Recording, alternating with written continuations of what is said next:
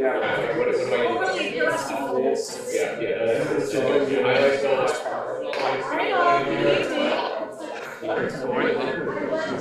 you to the June 9th meeting of the Grosse Pointe Park City Council.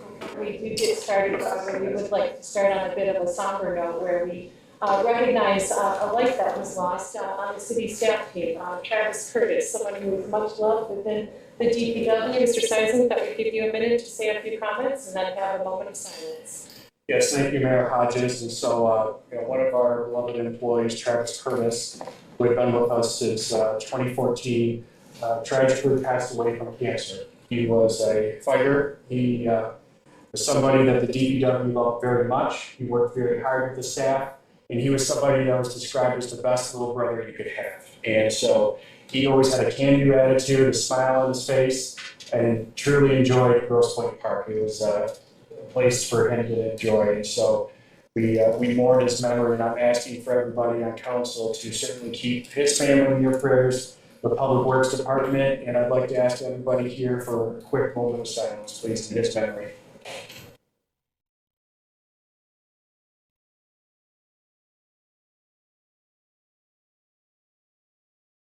Thank you all, and condolences to the staff team. It's very hard to lose a fellow staff member as well as his family and friends. There is a celebration of life scheduled for June 14th from 1 to 4 p.m. at the Perch Point Conservation Club in Pasco, Michigan, for anybody who might be interested. So thank you, Mr. Seisman, for that. Next, we will move into roll call. City Clerk, please. Councilmember Kohler. Present. Councilmember Gallagher. President. Mayor Pro Tem Caulfield. Here. Councilmember Wiener. Councilmember Drever. Here. Councilmember McMillan. Here. Mayor Hodges. Yes, I am here. Motion or not motion carries. We have a quorum. We can continue with our meeting. Before moving into Pledge Allegiance, I would just like to acknowledge that June 14th is Flag Day. It's a time when we commemorate the adoption of the American flag back in 1777. And it's certainly more than just a piece of fabric. It's something that symbolizes our freedom, our unity, and our sacrifice. I hope you all think of ever more thoughtfully as we do the Pledge of Allegiance today in recognition of that, and that this body continue to honor that flag by engaging in good governance as we move the community forward. So with that, I'd ask that we please do the pledge. I pledge allegiance to the flag of the United States of America and to the republic for which it stands, one nation, under God, indivisible, with liberty and justice for all.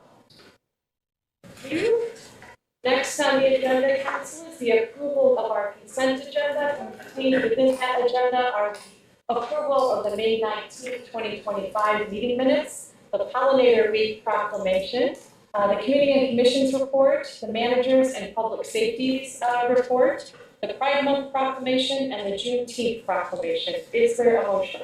Moved by Kohler. Is there a second? Second. Seconded by Caulfield. Clerk, would you please call the roll? Councilmember Kohler. Yes. Councilmember Gallagher. Yes. Mayor Pro Tem Caulfield. Yes. Councilmember Wiener. Yes. Councilmember Drever. Yes. Councilmember McMillan. Yes. Mayor Hodges. Yes, motion carries. We do have an approved consent agenda containing the items that were noted.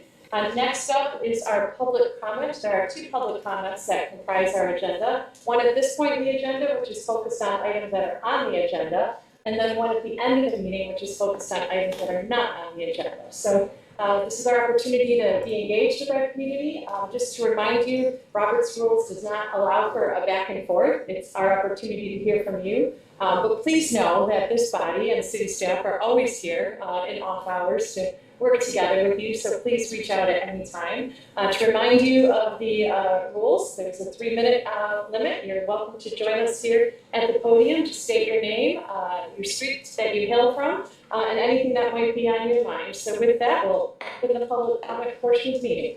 For anybody who'd like to be heard. Mr. Baughman, welcome.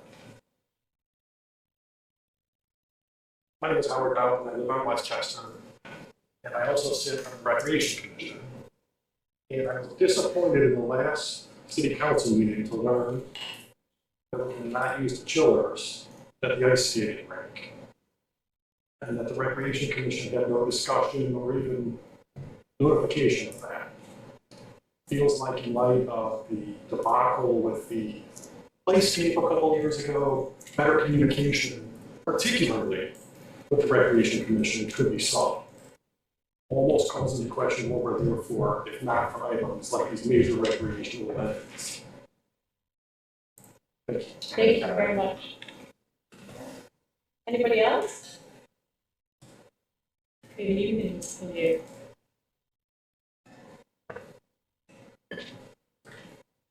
Ann Lou, Westchester.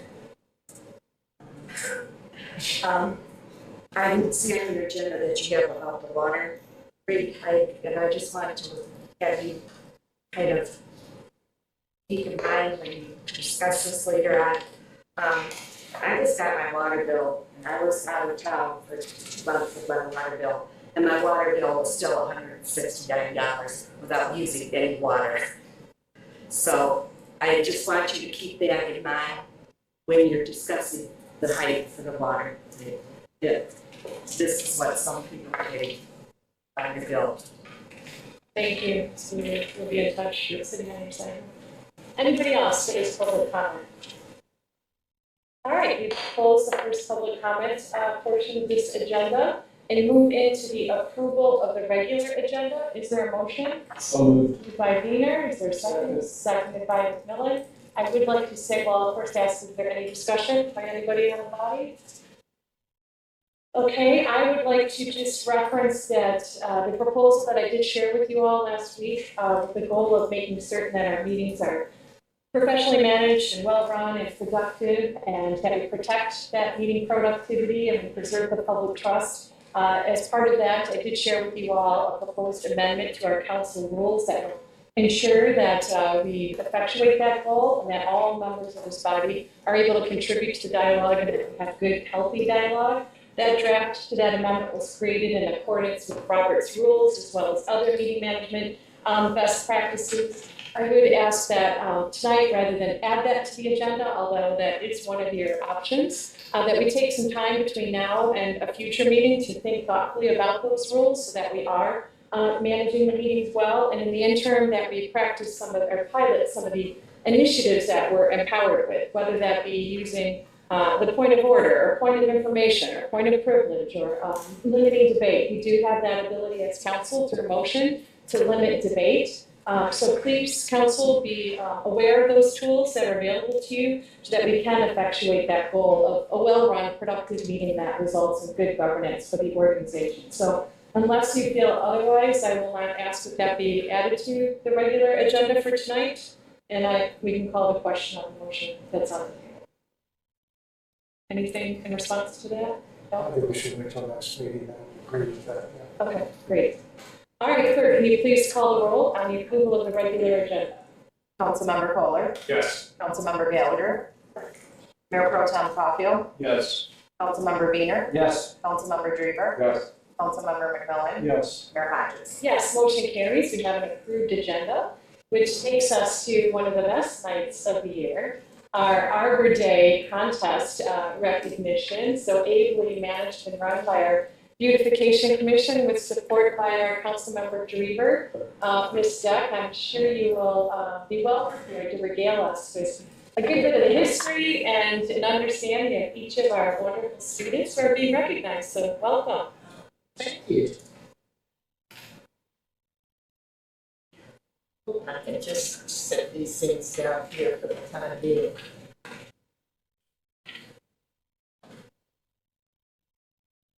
I want to say good evening to each of you on behalf of the Brooklyn Park Beautification Commission, and hello to our Arboretum poster contest winners and their fans who are with us tonight. My name is Pat Deck, and I'm chairperson of the contest, and I'd like to introduce you to some of the members of our commission who are here tonight. Would you please stand? We've got our chairperson, Lisa Kyle, Ann Billieu, Kelly Konecki, and Barbara Miller. So glad to have each of you. We'd like to thank the mayor and city council for the great way in which they have supported our Arbor Week poster contest. Believe it or not, this is the 42nd anniversary of the contest, as well as we are 42 years of being awarded the designation of Tree City USA. And this year, there is some question what the designation is, but we've always had an outstanding designation. It's either platinum or sterling designation that we received this year for our Tree City designation. So that's highly unusual. I know last year when I reported on it, there were only 5 other Michigan communities that had that designation. So that's pretty exceptional. We honor trees because they are so transformational, not only to our planet, but also to each of us. Trees are nature's largest and oldest living things, whether it's the air you breathe, the food that you eat, whether it's beauty for the eye, shade from the heat of the sun, fuel for our homes, or inspiration for our spirit. Trees provide all these things and so much more. And the Arbor Week poster contest is a wonderful way to educate our school children and our community on the value and benefits of trees. And the contest is actually an integral part of our being designated as a Tree City USA. It is one of the options that are that can be used to fulfill the requirements. It's open to 4th grade students and also students in split classes. And every year we are just so impressed and amazed by what the kids come up with. We had this year 107 participants from a pool of 162 students in 7 different classrooms at 3 different schools. Every school had some level of participation. The judging of the posters is blind, and it's done by members of the commission, and it's one of the most fun events that we do all year. Anytime you'd like to come and watch us do it, you're welcome to it. It's a little informal, but it gets the job done, and we have a great time doing it. And we're always impressed with what the kids offer us. This year, I especially like to recognize 4th grade teachers from the first school who this year had the winner and 2 of the runners-up. That's all we had. And those teachers are Mrs. Bergeron and Mrs. Are either of those teachers here? They're not here, but they're also on the other people. That's why one of our students who I will be recognized later in the evening. Yeah, exactly. Okay, well, for all the students we have, for all the winning students, we have lovely certificates of recognition, some vintage postage stamps, a block of them, a t-shirt, and a city logo pin. And before I introduce all of the 2 winning students who are here with us now, I'd like to ask Mayor Hodges if she would come down so she could personally greet all the students. Maybe bring Councilmember Draper too, since she's the liaison to the Of course. beautification commission.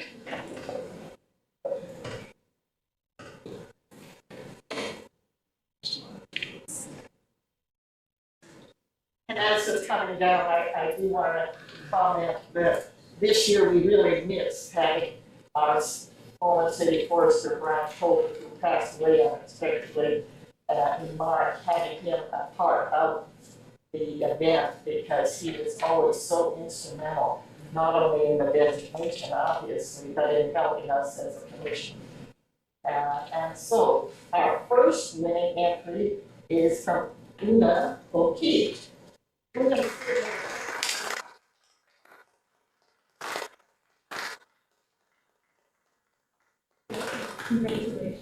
Do you want to read this? Yes, please do, go ahead. Do you want to pick out your poster here and hold it up? Oh, that's a good idea. Yeah, Maybe tell us a little bit about it. and yes, Who's exactly. that one? We don't get to see the names or anything when we judge it. We're very serious about our election integrity. Nice to see a face with the poster. So, whereas Mayor Hodges, City Council, and members of the Beautification Commission have established week of April 20th to April 26th, 2025 as Arbor Week, and whereas the Beautification Commission in recognition of Arbor Week, established an Arbor Week poster contest for area fourth grade students, and whereas the purpose of the awards is to promote community awareness and involvement in Arbor Week by students, as well as an appreciation of the many benefits of trees, now therefore be it so resolved that this 9th day of June in the year 2025, Mayor Hodges, City Council, and members of the Beautification Commission hereby recognize and honor Una O'Keefe as the winner in the City of Grosse Pointe Park Arbor Week poster contest.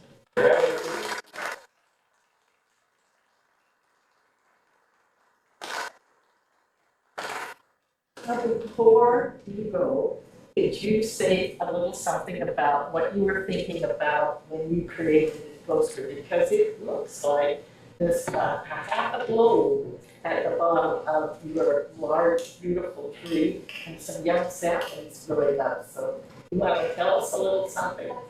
So what I was originally thinking was to have a ton of trees growing around the globe because I thought of Earth Day first before. So I was like, okay, I'll make an Earth Day poster and then incorporate trees into it. So I ended up in the half moon with the tree growing out of it. And the little saplings represent like the tree giving life to other trees. Oh, wonderful. And you want to read what your slogan was on there? So I made this up. I So love it. You made it up. Great. plant the tree is to plant a life. Then I made some of the words into trees. Wonderful. What a beautiful job, right? Well, I'm sure your family is proud of you. Would you like to come up and be recognized as well? See. Sure. Well, I think that's your little brother. Yeah, her little sister's. Well, is that grandma? That's all right.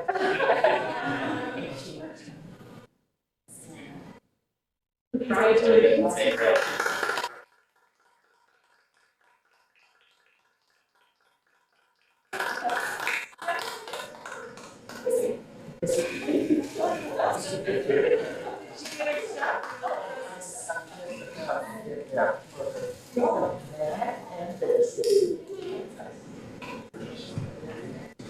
That's the right size. Is it? Okay. I don't think you can mail it. Yes, you can. Oh, okay. Did you know this is a lot of 4 vintage beautification postage stamps? US postage stamps are always good. We have a member of one of the groups on this who's given us all her old postage stamps. Unfortunately, with small denominations, you have to almost cover the whole envelope with the old postage stamps, but they work. And these are postage stamps from when beautification first became a big thing in the 60s. And they say, plant for more beautiful trees, for more beautiful cities, more beautiful streets, and more beautiful roadways. It's really a very special stamp. Yeah. Okay, now, the next there is our runner-up from Mrs. Bertram's class, Coulter Zella. And I am sorry we have him down as Bella, but Coulter will take care of it. Please come up.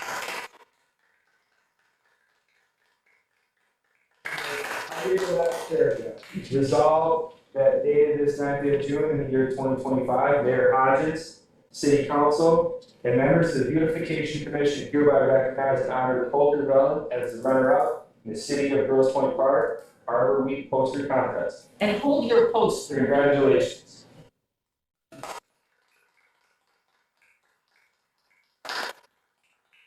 You want to come up? We need a big smile from you. It's hard to tell how you're not Coulter. Don't cover your poster with your arrows full of all kinds of directions. Oh, that's nice.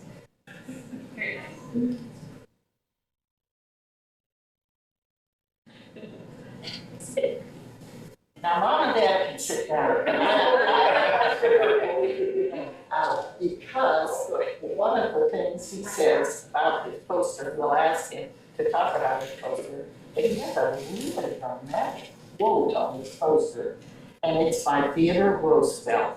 And it says, speaking from Theodore Roosevelt, to exist as a nation, to prosper as a state, and to live as people, we must have trees. All right, Holger, tell us about your poster and how you came to select that quote. At first I was kind of thinking, I would just do like the branch of a tree, but then I decided I should do the whole thing, so I can add like more like animals and stuff. And, It's a lot of animals. yeah, I was thinking of adding people, and I was like, well, I don't know if I can drop people, but I decided, to do little, not very complicated. Tell us, what's down there. You can't see it from here, but there's worms in the soil. Those worms. And there's a squirrel down there, 2 children reading. Nice, wow, thank you so much. And he gets a large one on the bottom. That's on the bottom.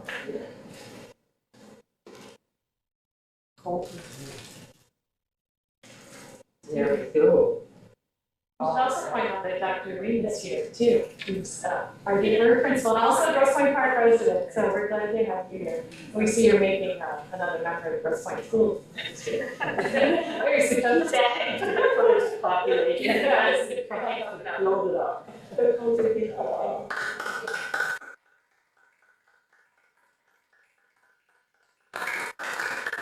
Just want to close by letting you know that we'll ask the students who are here to go into the hallway, and we will have an opportunity there to take a few more pictures.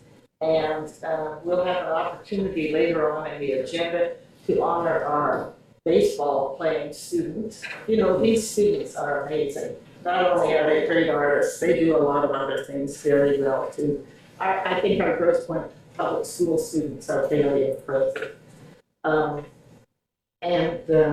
I just want to not only thank again City Hall and our mayor and council for supporting us, but also thank you to the Grosse Pointe schools and the principals and the teachers who are so serious about, having their students participate in this event.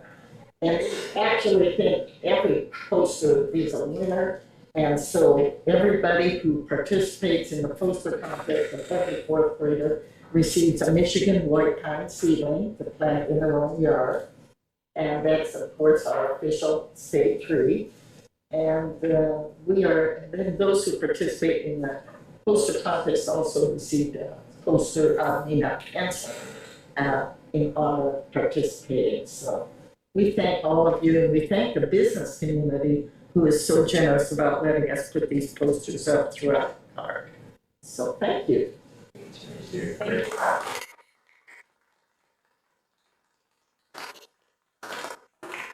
All right, council, next up is unfinished business, of which we have one, which takes us to new business, which includes a number of procedural items related to this budget, as well as some more substantive items. The first item up is the approval of the FY 2025 budget amendments. Mr. Seisen, did you want to speak to get that motion on the table and then invite you or Ms. Moriarty to speak to it? So is there a motion to move by Weaver? Is there a second? Second. Second by Caulfield. Ms. Moriarty, welcome this evening.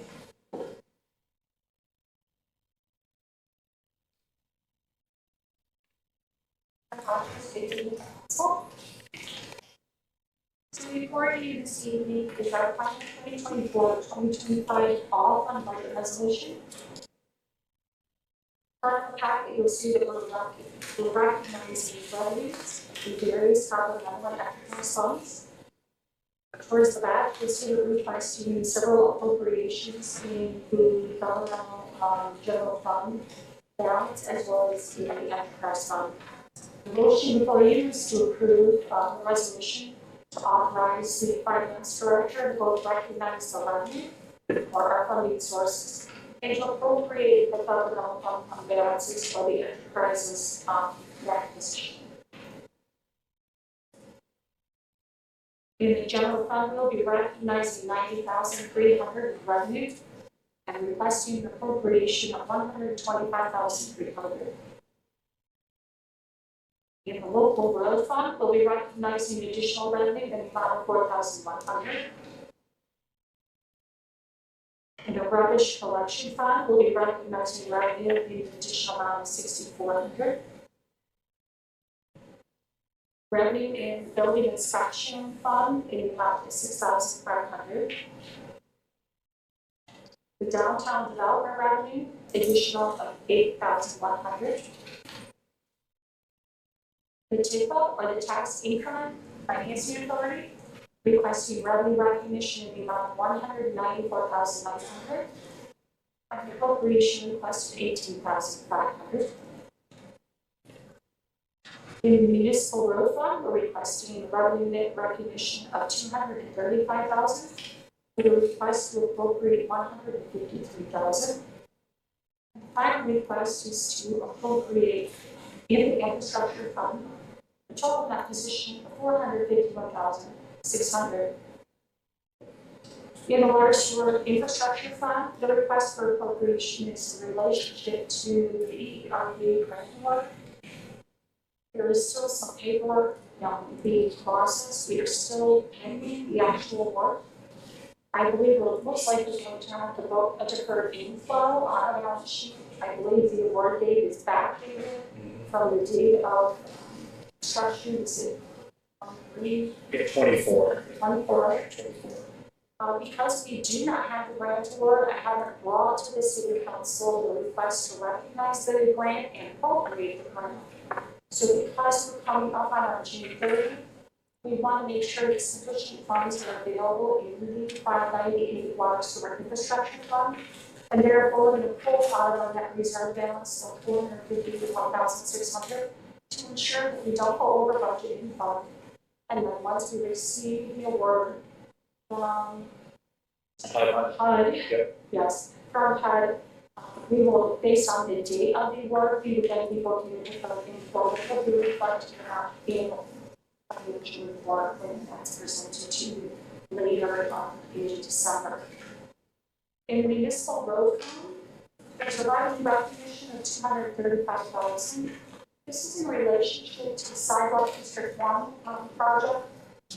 During the course of our budget last year, we presented several districts with several improvement projects that were happening. As a result, the number of the sidewalks that were replaced was the responsibility of the property owner, while other sidewalks are the responsibility of the city. The ones that were responsible for by the resident, an invoice was created and the invoice were mailed out. The total amount of revenue that we're recognizing for the portion of the residents owed was $235,000 because of the scope of the project by the contractor, which came in slightly higher than we anticipated. We're requesting a portion of that $235,000 that was paid for by the residents to cover the expenditure for the contract to the vendor for the sidewalk construction.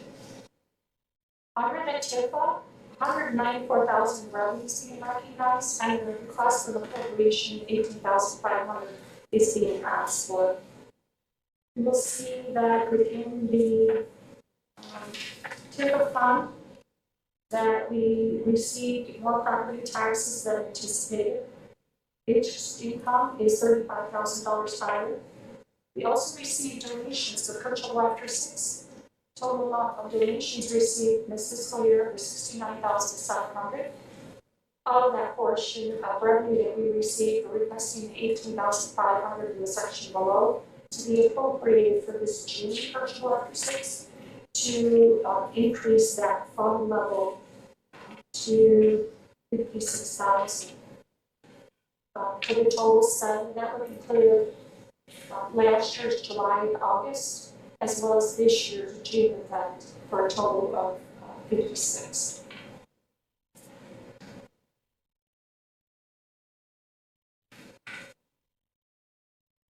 You can see in the agenda, there's a number of items that are being increased as a result of interest income, I had scaled back last year, anticipating interest rates to decrease. We're seeing better than expected. They did decrease, but not to the extent we expected them to. If we have additional surplus, I utilize that opportunity to invest in Michigan class. We also put some money into a JP Morgan Chase CD, as well as we are receiving about 2.6% return on the money or the cash flow that we have with addition of our banking. So as a result, you see that we have several funds that are having small little increments of increase, but I want to make sure that we're reflecting that correctly when we get to fiscal year end. I cannot yet anticipate at the time that what we're going to receive after June. And then in the general fund, we're recognizing revenue of 90, appropriating 125,000. The revenue that we're recognizing is related to a new public act. The state of Michigan is giving funding. It's a mandate funding, if you will, under NCOLS, 40,500. A portion of that is being requested under the public safety budget for wages of overtime. There were 2 classes that were offered, and I provided the dates in the budget document. And the revenue from NCOLS could be used to make the officer during those training days. I believe the training days were 8 hours each. Half of the officers went on one day, half of the officers attended the other day. You will see that we have 40,500. I'm asking for a partial appropriation. The funds that are not used, we will request to carry those forward as training must occur within a window of time when the money will have to be returned. So any unused money that we recognize this year will be restricted, and it would go to a request of carry forward in fiscal year 2026 to continue the mandated training for the next fiscal year. We also received an election reimbursement. The general election for the primary and the presidential, the amount, while we did realize we would receive some type of revenue reimbursement from the state, we did not budget for that as part of our fiscal year 25 budget. And the total amount was 49,800, so we're recognizing that today as new revenue that was not included. The major request in the general fund is wages for vacation and sick payouts. This was a result of an early retirement that was unexpected. The officer did not have 25 years of service, decided to take an early retirement. The officer is vested, and because of his vacation, sick leave things that he had, we had to pay those items out. As you can see, it was a significant portion we paid, so we're requesting to amend the budget as we did not receive this officer as an individual that would be retiring after 17 years of service. We spoke on the overtime budget. The other item I think that's worth noting is maintenance repair of equipment, 23,000. This request is due to a mandate for encryption of the public safety officers' in-car radios. There are currently 10 radios in place. The request to upgrade the software to do it now is 23,000. If we fail to do this software upgrade to encrypt the radios, we would then need to replace the radios in fiscal year 2026. Chief Foster has provided me with the cost to replace. The cost to replace is $9,000 per radio. There are 10 radios. The total cost would be $90,000 to replace fiscal year 26 if we do not amend the budget for the $23,000 for the software upgrade. The property tax is listed there. I don't know if you recall, we used to have a 754 department in Parks and Rec. I would combine 754 and 751 together as Parks and Recreation. When we were combining that, we admitted to include our property taxes that we pay for our city park. And because it's a private park, we pay property taxes to keep the park private to the residents. And we requested an amendment to ensure that we have sufficient funds for some of their taxes that were paid within the year.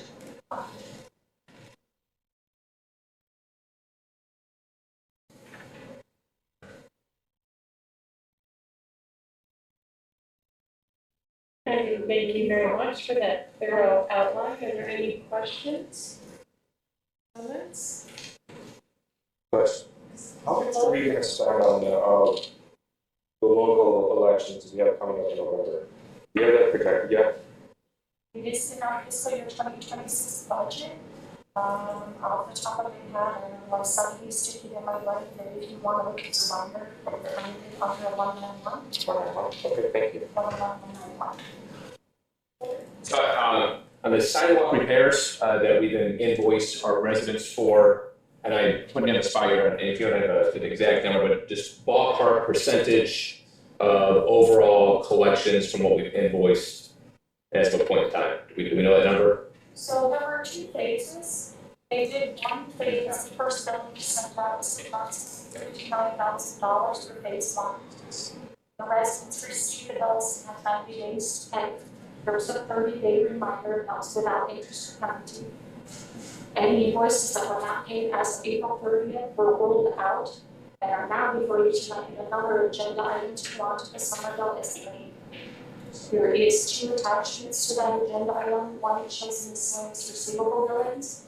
It includes repayments, it includes toters, insurance, single toters that were paid, as well as sidewalk bills that were not yet paid at the end of April. Phase 2 was completed in May. We just received those invoices, 218 invoices, I believe, off the top of my head, in the approximate amount of $173,000. That's being added to $60,000, which is the request to amend your revenue budget. Those are going out shortly with a post date of June 15th. We will also have 90 days to pay without any interest or penalty until September 15th. We will then send out a 30-day reminder to give them to the end of October. If they are not paid, we will bring them to the city council to roll them over to the December 1 tax bill as a lien. Thank you. And then, this isn't for your department, but Nick is for you. And so just the whole picture here, because I know we're going into the next phase of the sidewalk repair, right? So this is obviously the invoicing, the collections aspect of it. There's the preceding that is the notice that here's your window when we're operating. You have a choice, right, to go out and procure your own vendor to do the, right? Can you walk us through, just remind everyone what that Yeah, is? so there's, several notices, will go out. One, notifying that you're within, say, District 1 or 2 in this case, and, that the sidewalk project's happening.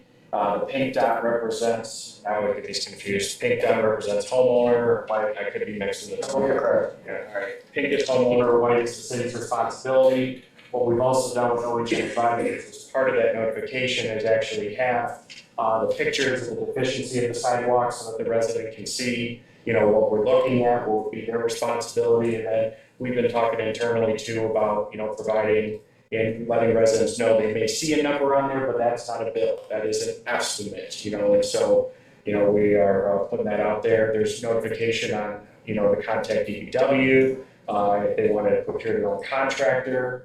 I believe we've only had maybe 1 or 2 that I can think of that have, gotten their own contractor. Otherwise, they're working with Luigi Cement. So there's probably about 2 or 3 notifications that are going out to residents. That's right, and that's what I was hammering on, so thank you, Director, thank you, Nick, here for this, is that obviously there's phases, obviously the sidewalk repair, there's phases for our communication with residents as far as the repair work that's being done, when all the avenues to handle it your own over the city and what that looks like there. And thankfully, I haven't heard, and that's what my colleagues have, I haven't heard really any complaints with this stuff, other than reminders as we all get confused on what's the pink, what's the white, right? So that's the only thing I've heard thus far. So good job with us, and thank you, Director, for bringing this here tonight. Any further comments or questions? Yes, ma'am. Thank you, Jennifer. Can you just again repeat that we're the delay in the grant and the money? So we had, if you could walk through that again. So it's my understanding that Federer had advocated to assist the city with construction of the ERP.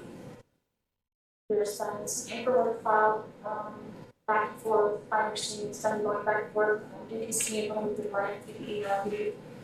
And he is working directly with HUD. I think when there was some changes in the Oval Office, some delays with grant funding, we're now in the process of completing the paperwork. in the beginning of fiscal year, looking at this last fiscal year, that we are expecting this grant award, and for reasons unknown to me, it's been delayed, where we have not yet received a final grant award, indicating the total amount of the award and the date of the award. I believe there was a draft document that I received from City Manager Seisler. It had a proposed date, so it looks like we can go back and capture expenditures that have already been incurred for the construction. I'm not sure if that's 100% hard costs or what portion of that being soft costs related to engineering. So that maybe City Manager Seisler can elaborate on a little bit more. I'm not sure where we're at with that. I do know that there's been some back and forth. I am not personally involved until I receive the grant award, and then I would be putting it into the budget and bringing it forward to the council to recognize it and appropriate it to spend. Thank you. So we don't know how much it's gonna be. It could be changed from what was originally, because I posted it, was it $1 million, wasn't it? The original dollar, yeah, it's about 1.6 million, rough, 1,666,000. 1666. So that number is still, the same number. What we're just waiting on is the actual project or grant paperwork that says we've signed it HUD, to the city of Grosse Pointe Park. And that's what Ginger's talking about, bringing that back to city council to recognize, that we've gotten the formal award, and so that we can start using that money. Now and Ginger mentioned it, but the actual award date was March of '24, and with HUD's grant, there are certain provisions that we can go back to before March of '24, and certain things that we can do after March of '24. So there are certain requirements regarding environmental, soft costs, and a couple of those measures that HUD has requested of us. And I do have a meeting set up with HUD. Actually, I'll get them in person here with the city in I think about 2 weeks now. So. I remember when the congressman was here, he had mentioned that he was just waiting for, at the time, President Biden to sign off on it. Have you got confirmation that it was actually signed off? Yes. Oh yeah, but it was signed. Okay. So we just don't know when we're going to receive it. And so this amendment that you're making is then taking money from somewhere, from the reserves of the water and sewer fund? The 598 water sewer infrastructure fund. Okay, so it's coming from the infrastructure. Collects the millage Mhm. and spends the millage. So that's where the infrastructure, the funding comes in from the millage and then the expenditures from that. And so where does this leave the reserves there? Financial report, what was this last year? Yeah. To clarify, we budgeted to build the ERB. It was never intended that the grant was part of the allotment for it. We received the grant after the fact, which is excellent, but realistically, it's coming through HUD, which is a notoriously a kind of slow, cumbersome department to get finances. So again, this is fantastic when we get it. It's a lot like a FEMA grant, though. We can't book it until we physically receive it. And there's been a lot of kind of transitory information as to what's applicable on the grant. We've actually been talking with OHM because, for example, the original point was the grant was awarded after the bulk of the construction had already been assigned. So then it was, how can we can't back charge or back grant a lot of the construction. So we're going through to try to acquire as much of the grant as possible. We're working with them. But again, it's HUD, just like we've seen FEMA, we have FEMA money from the flooding, which we haven't received yet either. So again, this is how we have to budget as a municipality. When we receive it in, it'll be great. But again, the grant money was never worked into the budget. It was always, we allotted our funds for paying for the ERB. So a large portion of that was through philanthropic giving as well. So again, don't want to concern with incorrectly in terms of how the budget is working out. But So just in theory, replenish our reserve balance or something like that. If it wasn't worked in the budget, was in some way worked in the budget, or we wouldn't be making an amendment here, right? We are not making an amendment to recognize the grant.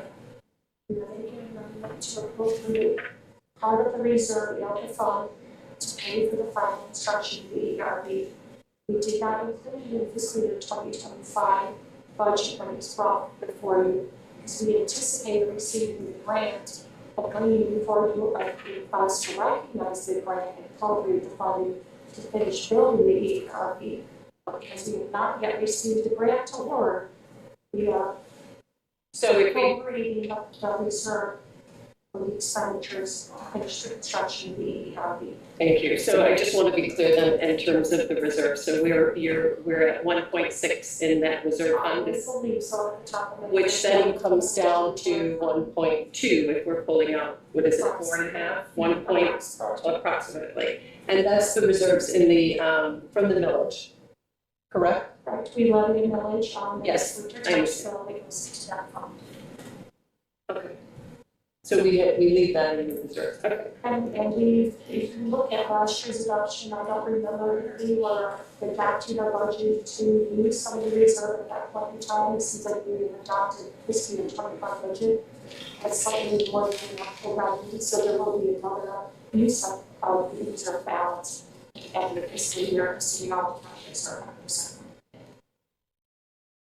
And then the rates increase, right? Are you creating a separate fund for the, The 598 was already created yes, every year. Yeah. And the 1.4 million was removed from the 592 water sewer fund, and that millage was put into 598 for transparency. yes, So that residents can see where the millage is coming in, and infrastructure goes to be constructed. yes, I understand. Okay. Yes, I understand. Any other questions, council? Just a really quick one on the committee promotion, the first one for 6, just because this says put up application at the Parks and Rec Commission. We've been always looking for a cost, just to kind of get an idea. So what I heard was we had 69,007 in contributions and donations, but the annual is roughly around 56, if I say, just because we have a meeting this Wednesday, It's just for requesting from the budget to 56. for the cost of the next 3. It's, no, this is for fiscal year 25, Right. commission this year. We have purchased light for 6 occurring this June. We're amending the budget to add an additional 18 to 37.5 that was in there for all 3 purchases and 6 power expenditures. And adding the amount of that, on that budget, of 56 that's remaining, will go back to fund balance. So, And this is the tip of fund based on student. but and that's what I was gonna ask, so it's part of the tip transfer. This is to the I'll offline, I might buy, because I know it's been like, what's the total cost versus expenses, they just want to have an idea. That's roughly less than 60,000, so approximately 19,000 dollars. Per event, okay, Assuming that we spend it on this. right. And labor and everything is included in that expense? Or is that Does just not one? include the Parks and Rec director's wages, there's some intergovernmental service for that this year. Thank you. All right, I believe we're ready to vote. Got anything further? So the remind you that the motion before you, council, is to approve the fiscal year 2025 budget amendments as presented in your packet. Councilmember Kohler, Yes. Councilmember Bailer, Yes. Mayor Pro Tem Caulfield, Yes. Councilmember Weiner, Yes. Councilmember Drever, Yes. Councilmember McMillan, Yes. Mayor Hodges. Yes, motion carries. We have approved budget amendments. Thank you very much, Ms. Moyer. Before asking you to continue, I would like to go back to an earlier part of the agenda, if that would be all right, where we can honor our next poster award winner. Do that with enthusiasm, right, Councilmember Drew? We have to motion and move, or we just move the whole motion? For the. We shouldn't move to amend the agenda technically, Oh, or okay. to read, Okay. do to take off the tables. So You're not gonna get in trouble if you don't. Well, I didn't know if we did the motion before I move. So Mr. Drever is moving before emotions and who's seconding that? Second by Caulfield, all in favor? Okay. So you're getting a whole civics lesson.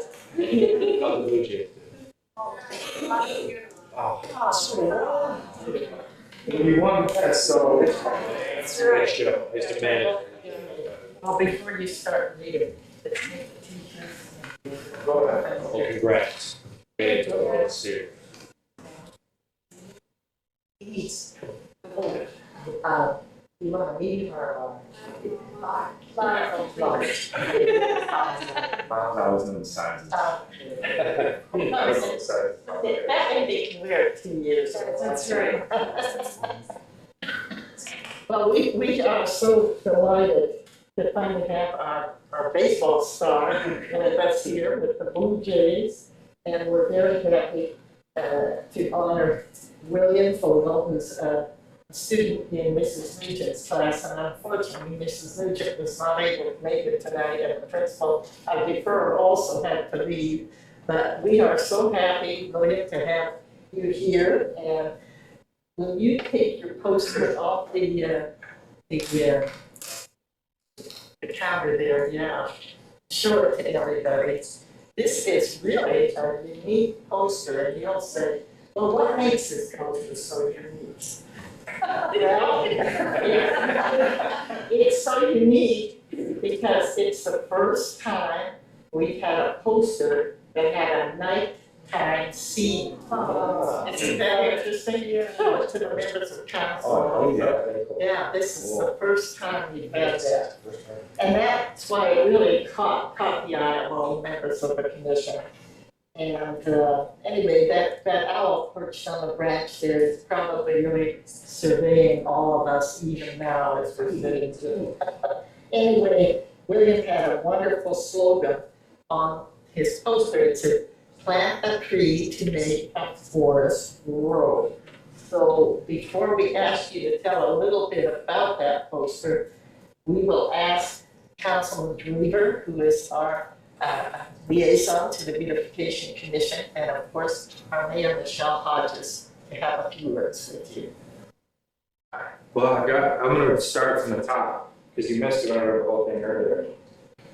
Whereas Mayor Hodges, City Council, and members of the Beautification Commission established the week of April 20th, 26, 2025 as Arbor Week, and whereas the Beautification Commission, in recognition of Arbor Week, has established its Arbor Week poster contest for area 4th grade students, and whereas the purpose of the awards is to promote community awareness and involvement in Arbor Week by the students, as well as an appreciation of the many benefits of trees. Now, therefore, be it so resolved that this date, the 9th day of June, in the year of 2025, Mayor Hodges, City Council, and members of the Beautification Commission hereby recognize and honor William Fogel as the runner-up in the City of Grosse Pointe Park Arbor Week poster contest.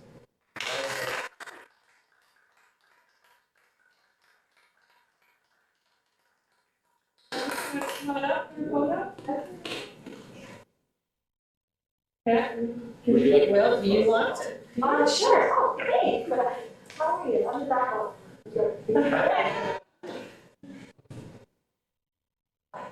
Let's get the. Gotta get the mayor. Perfect.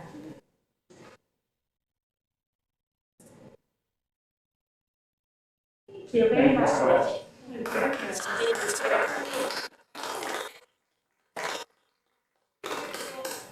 Yeah, Really, just explain to you how special that is. Yeah. You hope they got the same expecting of William, we asked you to stay up here just a minute longer. We are giving you a nice city local t-shirt and a block of vintage beautification postage stamps, which we clarified earlier are still good if you ever and needed to use them, but at the rates postage is right now, I think you have to add to it. But anyway, and then there's a city logo pin, but I thought maybe you could tell us a little bit about how you decided to make the poster the way you did, and tell us a little bit about your slogan. I decided to make this poster as it is to remind people that if you plant a tree, it spreads kindness, and then maybe other people plant a tree, and eventually it will make a forest grow, so then we can all be happy. Cool. And what made you decide to do a nighttime scene? My mom just decided.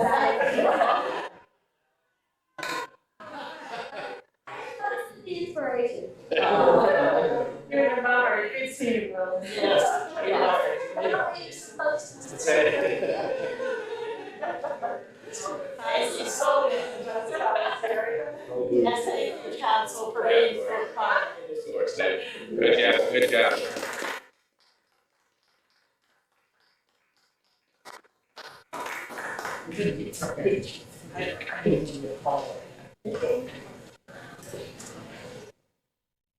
Guess we gotta do that work.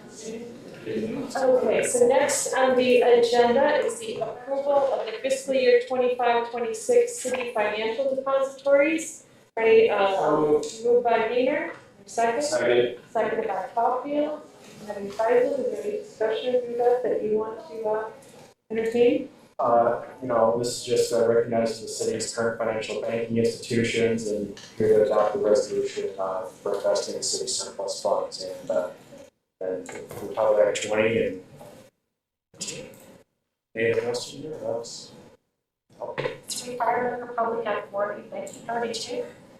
This is to not only recognize our current financial institution, but to also to pass a resolution for other acceptable depositories. We've done this twice already, so nothing has changed. And I do this just to make sure that the city and councils where our funds are actually located. If we do decide to invest for, then we just give the money to spend it outside of the banking institution. Ask the question. Yes, straight. I hear what you're doing, I think it's great. There's so many on here, is that because nowadays we're shopping for the best rates all the time, or certain? Okay, cool, thank you. In that list, you will see the banking, JP Morgan's Chase Record Banking Institution. We are currently invested under the European Council with the Chicago and under broker dealer, the JP Morgan Securities is what we call the CD. We invested $500,000 in money funds for funding and creating national account. Now we show that which can pass. Any other questions, discussion? Clerk, please call the roll. Councilmember Kohler, Yes. Councilmember Gallagher, Yes. Mayor Pro Tem Caulfield, Yes. Councilmember Beener, Yes. Councilmember Drever, Yes. Councilmember McMillan, Yes. Mayor Hodges. Yes, motion carries. We have approved depositories. Thank you. The next motion recommended for your consideration, council, is relative to the tax year of 2025 and Form L4029, establishing city millage rates. And specifically, that motion would read as follows. As required by Public Act 5 and City Charter Section 8, that we adopt the FY 25-26 summer and winter operating and extra voted millage rates, and authorize the city clerk and city manager to sign and submit Form L-4029 to Wayne County by September of 2025. Is there a motion? So moved.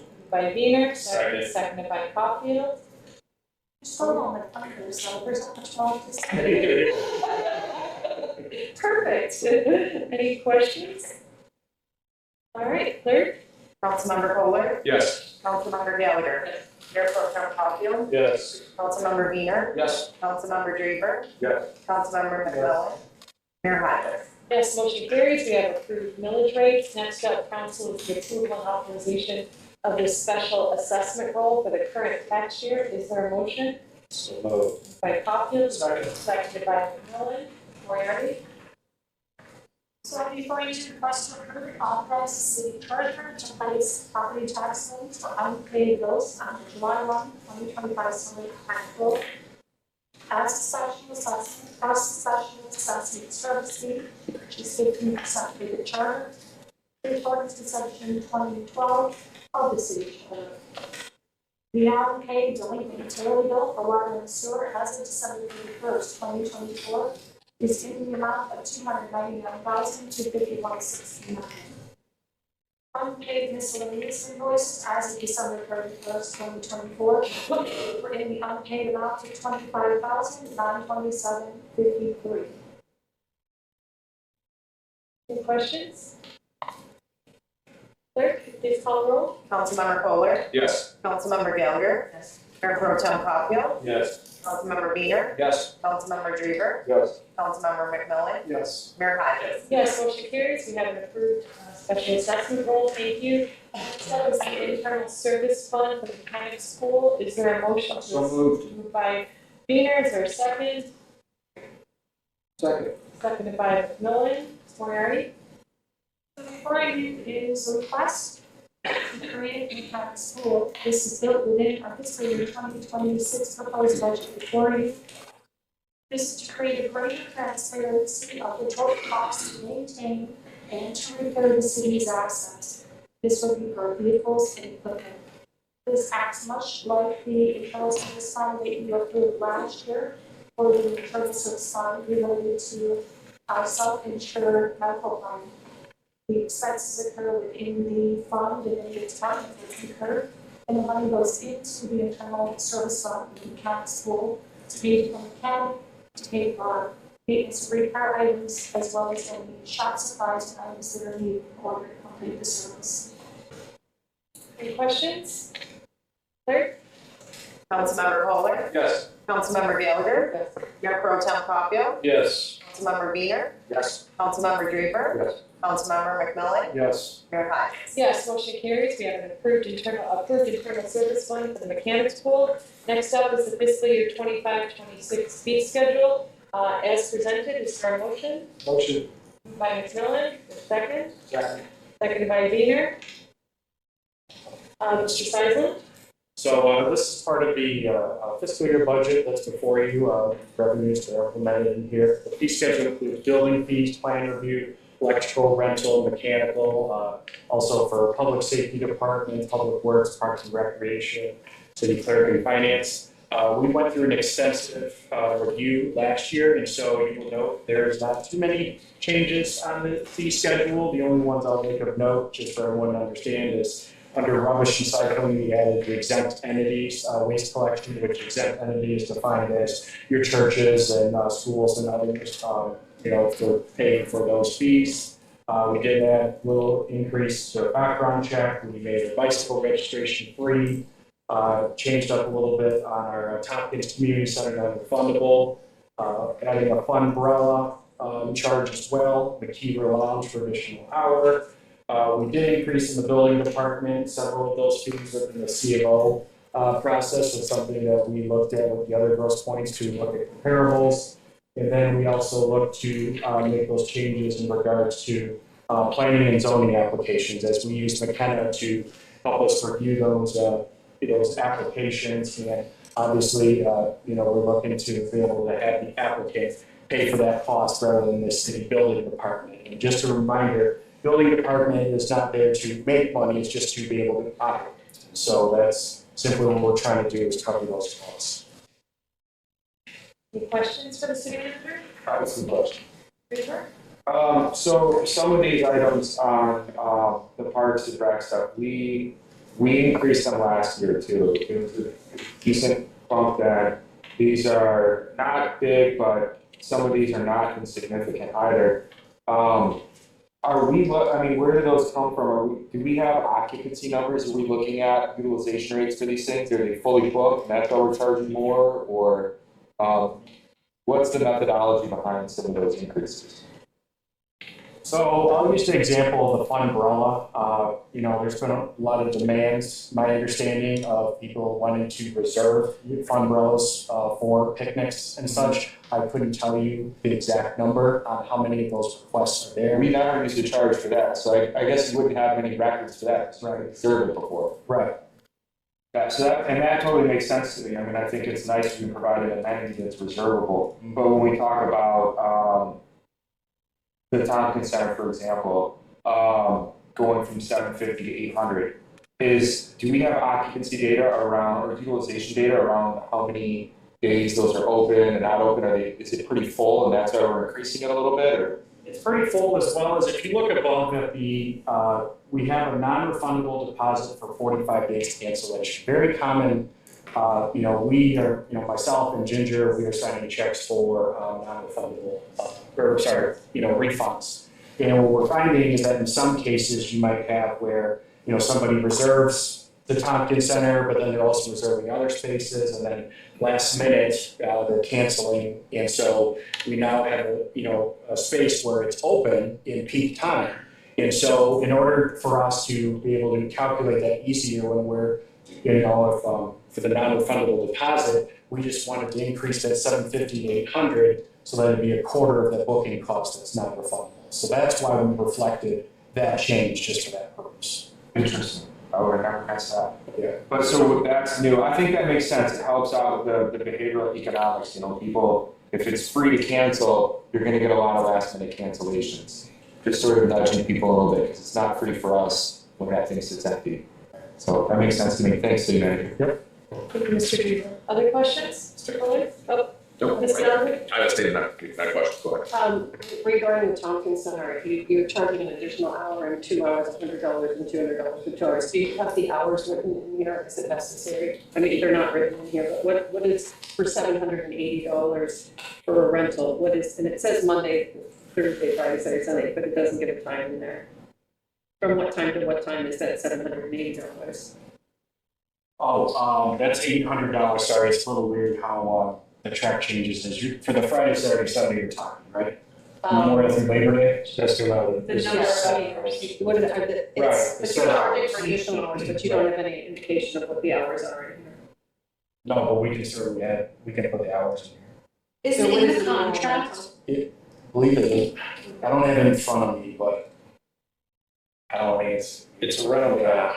All I know is it is a rental contract. There are somewhat set hours with people. It doesn't need to be in the fee schedule, but we should make sure it's in the contract. I'll make note of that. I believe, or at least it's five, we write it down.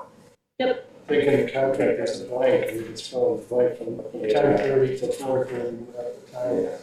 we make a note on that. So, Other comments? Mr. Fuller? So just a question on the topic of the fund draw, and I'm taking this from the approach of just trying to avoid a conflict, right? So internal procedures, do we have, similar to how we put the no parking between certain hours signs out, we can have signage available, should somebody have it rented from 10 to 2 or have it rented for a day? Out there to inform others that may show up, because I know obviously on a hot day, splash pad, people go out there. I naturally, when I had my younger daughters, we all did it, just we put stuff there, but obviously deferred somebody at a party. There, just want to make sure we have internally procedures to put notifications up for people that are. Notifications out saying, yeah. Okay, and then this is for probably Councilmember McMillan and for Councilmember Dreamer as well. I noticed when I saw the bike registration, just a comment, might be a great opportunity for us to think of something we do with public safety or communications to really kind of get our youngins involved and get their bike registered. Just something we can think about and make that comment to remind me that I said it here. We can have conversations at some of our committee meetings on that topic. Thank you. Yeah. Anything further? Clerk? Councilmember Kohler, Yes. Councilmember Gallagher, Yes. Mayor Pro Tem Caulfield, Yes. Councilmember Wiener, Yes. Councilmember Drever, Yes. Councilmember McMillan, Yes. Mayor Hodges. Yes, motion carries. We have an approved fee schedule for FY 25-26. Moving into the next item, which is the recycling services rate change. The motion up for your consideration, council, would be to adopt the resolution increasing recycling service rates from to $7.25 per month as provided for in the existing contractual agreement. Is there a motion? So moved. By Caulfield, is there a second? Second. Seconded by Veeder. Yeah, hello. The Florida was request to raise the recycling rate by $6 a year. Residents will now be increased bi-monthly at $14.50 per billion cycle, which comes down to 50-cent increase per month.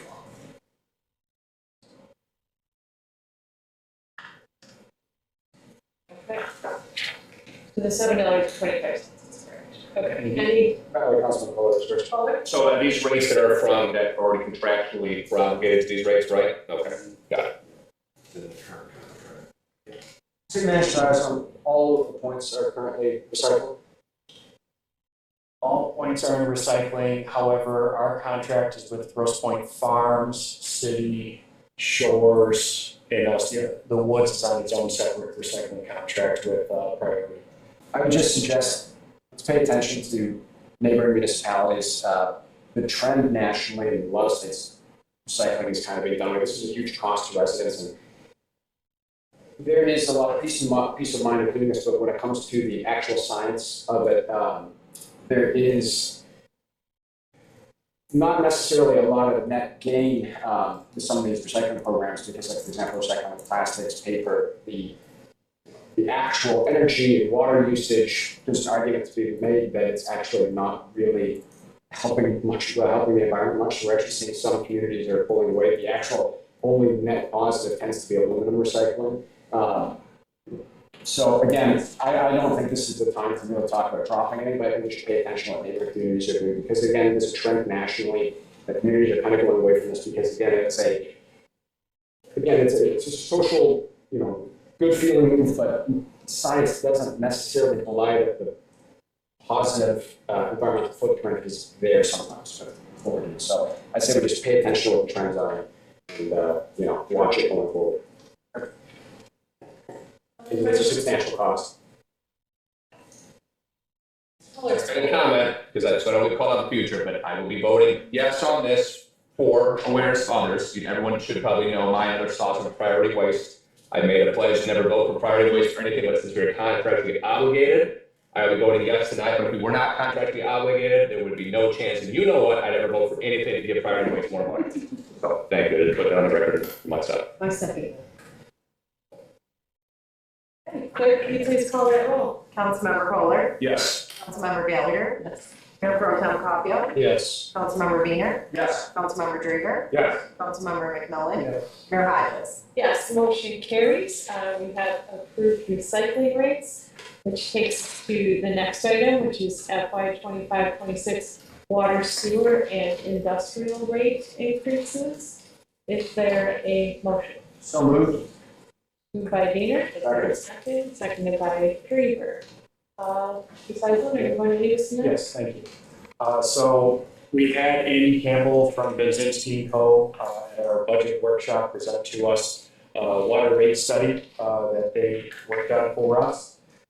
They initially proposed a 23% increase to the water and sewer and industrial rates. After a careful conversation with them, as well as this body, we presented an 18% scenario to council. There did seem to be, potential for some appetite to be able to look to increase that amount. So what I did provide in your package not only is the 18% scenario that shows the cash flow of water and sewer combined, which, just so you know which draft that is, if you look at your fiscal year 25-26 in the blue at the very top, that is an average bi-monthly bill of $242 under the 18% scenario. Under a 19% scenario, that number is $246.50, or roughly a $4.50 increase per bi-monthly billing. So that's what both of these documents are here before you. And with that being said, in order to provide us a little bit of wiggle room, because not only do we have the increased costs from Great Lakes Water Authority that are before us, that we simply have to pass on those costs to the residents. They are exceeding that 4% promise that they used to provide to communities. We also have our increases when it comes to our labor costs, our supplies, and other general purchases that are made. And then we are also working with that percentage increase to pay for a capital improvement, water sewer bond, which would be in the amount of $6.5 million that this body would have to go through public hearings and notices notifying those residents. Within that $6.5 million, that is inclusive of sewer lining projects, as well as about 3/4 of brand new water meters in our community, some that are over 30 years old that are inaccurate, as well as the opportunity to buy a new jetter vac for the city DPW department. The bonding was adopted by this body just on principle in the capital improvement plan. However, we still have to go through all the procedures and such with bonding. And so that is what's inclusive of that 18%, but just to be able to provide a little bit of room in the case of we do have emergencies, we still have a significant amount of infrastructure projects, that we didn't even touch, including other, lead line replacement and other sewer maintenance and other things that we do not anticipate. 19% certainly would help us out a little bit more. But certainly, council, we did present an 18% scenario, so looking for your recommendation. Looks like Councilmember Wiener's got a comment. But I don't mean to be long-winded. Unfortunately, I had AV issues with the last meeting, so I think it's important that I kind of reiterate what we talked about in the last meeting to give some context to what we're doing here. So first and foremost, the water sewer rates when we talk about the 18%, that's broken up into 3 components. First and foremost, Great Lakes Water, as City Manager Seisler mentioned, when there was the takeover, they had basically a tacit promise they operated under in terms of what amount they would increase the rates. That is now expired, and they're looking to basically make up for shortfalls, so we have a massive increase coming down the pipe as a Great Lakes Water and Sewer user.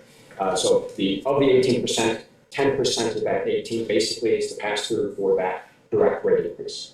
The second portion of it is to reinforce or rebuild the water sewer reserve. Again, this is standard process with basically the National Waterworks Association. You need to have a water sewer reserve, and you need to build it up because, again, this is a rainy day fund for emergencies. This is critical for when we have a major infrastructure project, when you have, primarily you want to have that reserve in case of emergencies. Obviously, we had flooding a few years back. That's where the reserve is going to be tapped into. Or, for example, if you take a look at Grosse Pointe Farms a few months ago, they had a sinkhole form. That's precisely the sort of event that you want to be operating under. It's good fiscal stewardship. Then finally, of the 18%, the last 4% is for the capital improvements. I want to reiterate that this body voted on a capital improvement plan. It was a unanimous vote, and on that plan, we outlined our expenditures. The first tranche for this project was listed as we were going to be doing the sewer relining. Now, I'm going to elaborate on that a little bit. Over the last 4 years, we've been scoping the sewers, we've been evaluating and trying to assess the state of our sewers. We have scoped the majority of the sewers. We're still building out that model. But in that assessment, we found 4 miles out of the 40 miles under the city that are considered priority 1 repairs. That is, they're on the cusp of failure. Whether it be, root penetration, cracks, old age, the point being they're most in need of repairs. And when I say 4 miles of sewers, and there's also a number of manholes, that's not one single run. If you see the map, it's actually basically throughout the entire city, there's not one single section of roadway that doesn't have a portion of sewer. Like the map basically spots throughout the city. So this is going to be across the board. And this is critical because A, shores up that infrastructure, and yes, it's an expenditure, but it protects us against a failure, which will again impact quality of life. And then repairs of, for example, collapse are a lot more costly than doing relining. So that's approximately $4 million of the bond. The second portion of the bond is the water meters. We've talked about this at length. Mayor Pro Tem Caulfield, I've been talking about this for 2 years. The water meters in the city, 3/4 of the water meters are out of date. One of the single biggest findings from our water reliability study is that Grosse Pointe Park has tremendous water losses. They're estimating it at 20-21%.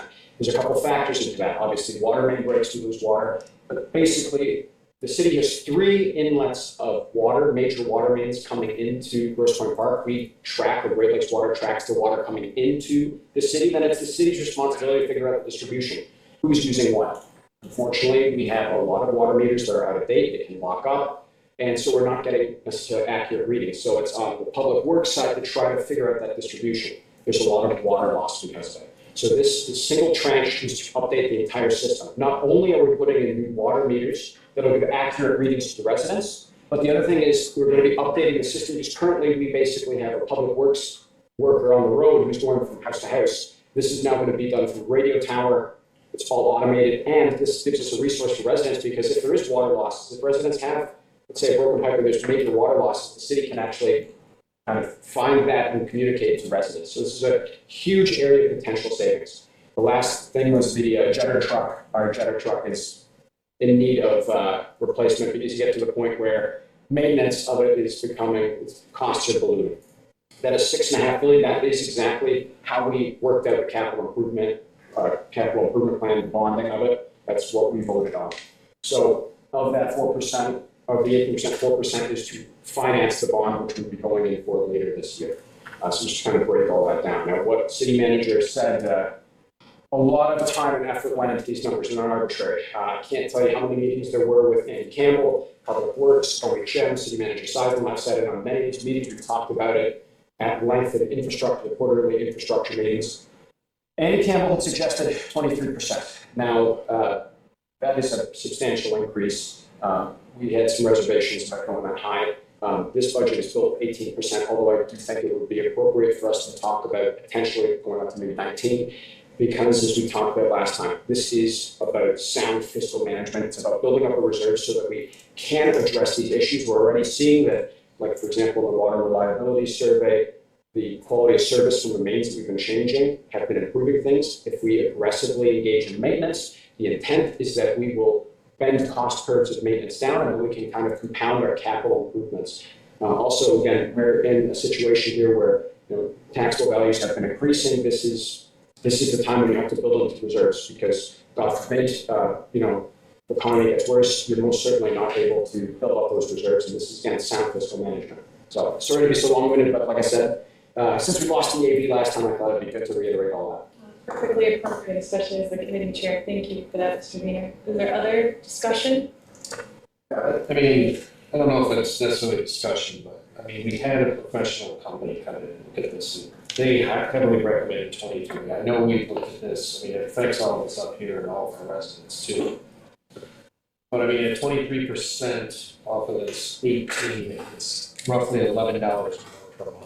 My biggest thing is I'm not advocating that we go to 23, I'm just wondering what was the driving force to drive to 18s? And the reason I'm asking is I don't want to be here next year saying, oh God, we should have, we need this. Yes. I mean, last year, I think I was up on proposed a higher rate than we did last year. Now you go around again. I mean, it's like we had a professional finance person tell us you guys need to be at 23, and we're settling at 19. Are we confident that that's the number? I mean, I know we've gone through this 18 times, but I just don't want to come back again next year and say, oops, we undershot.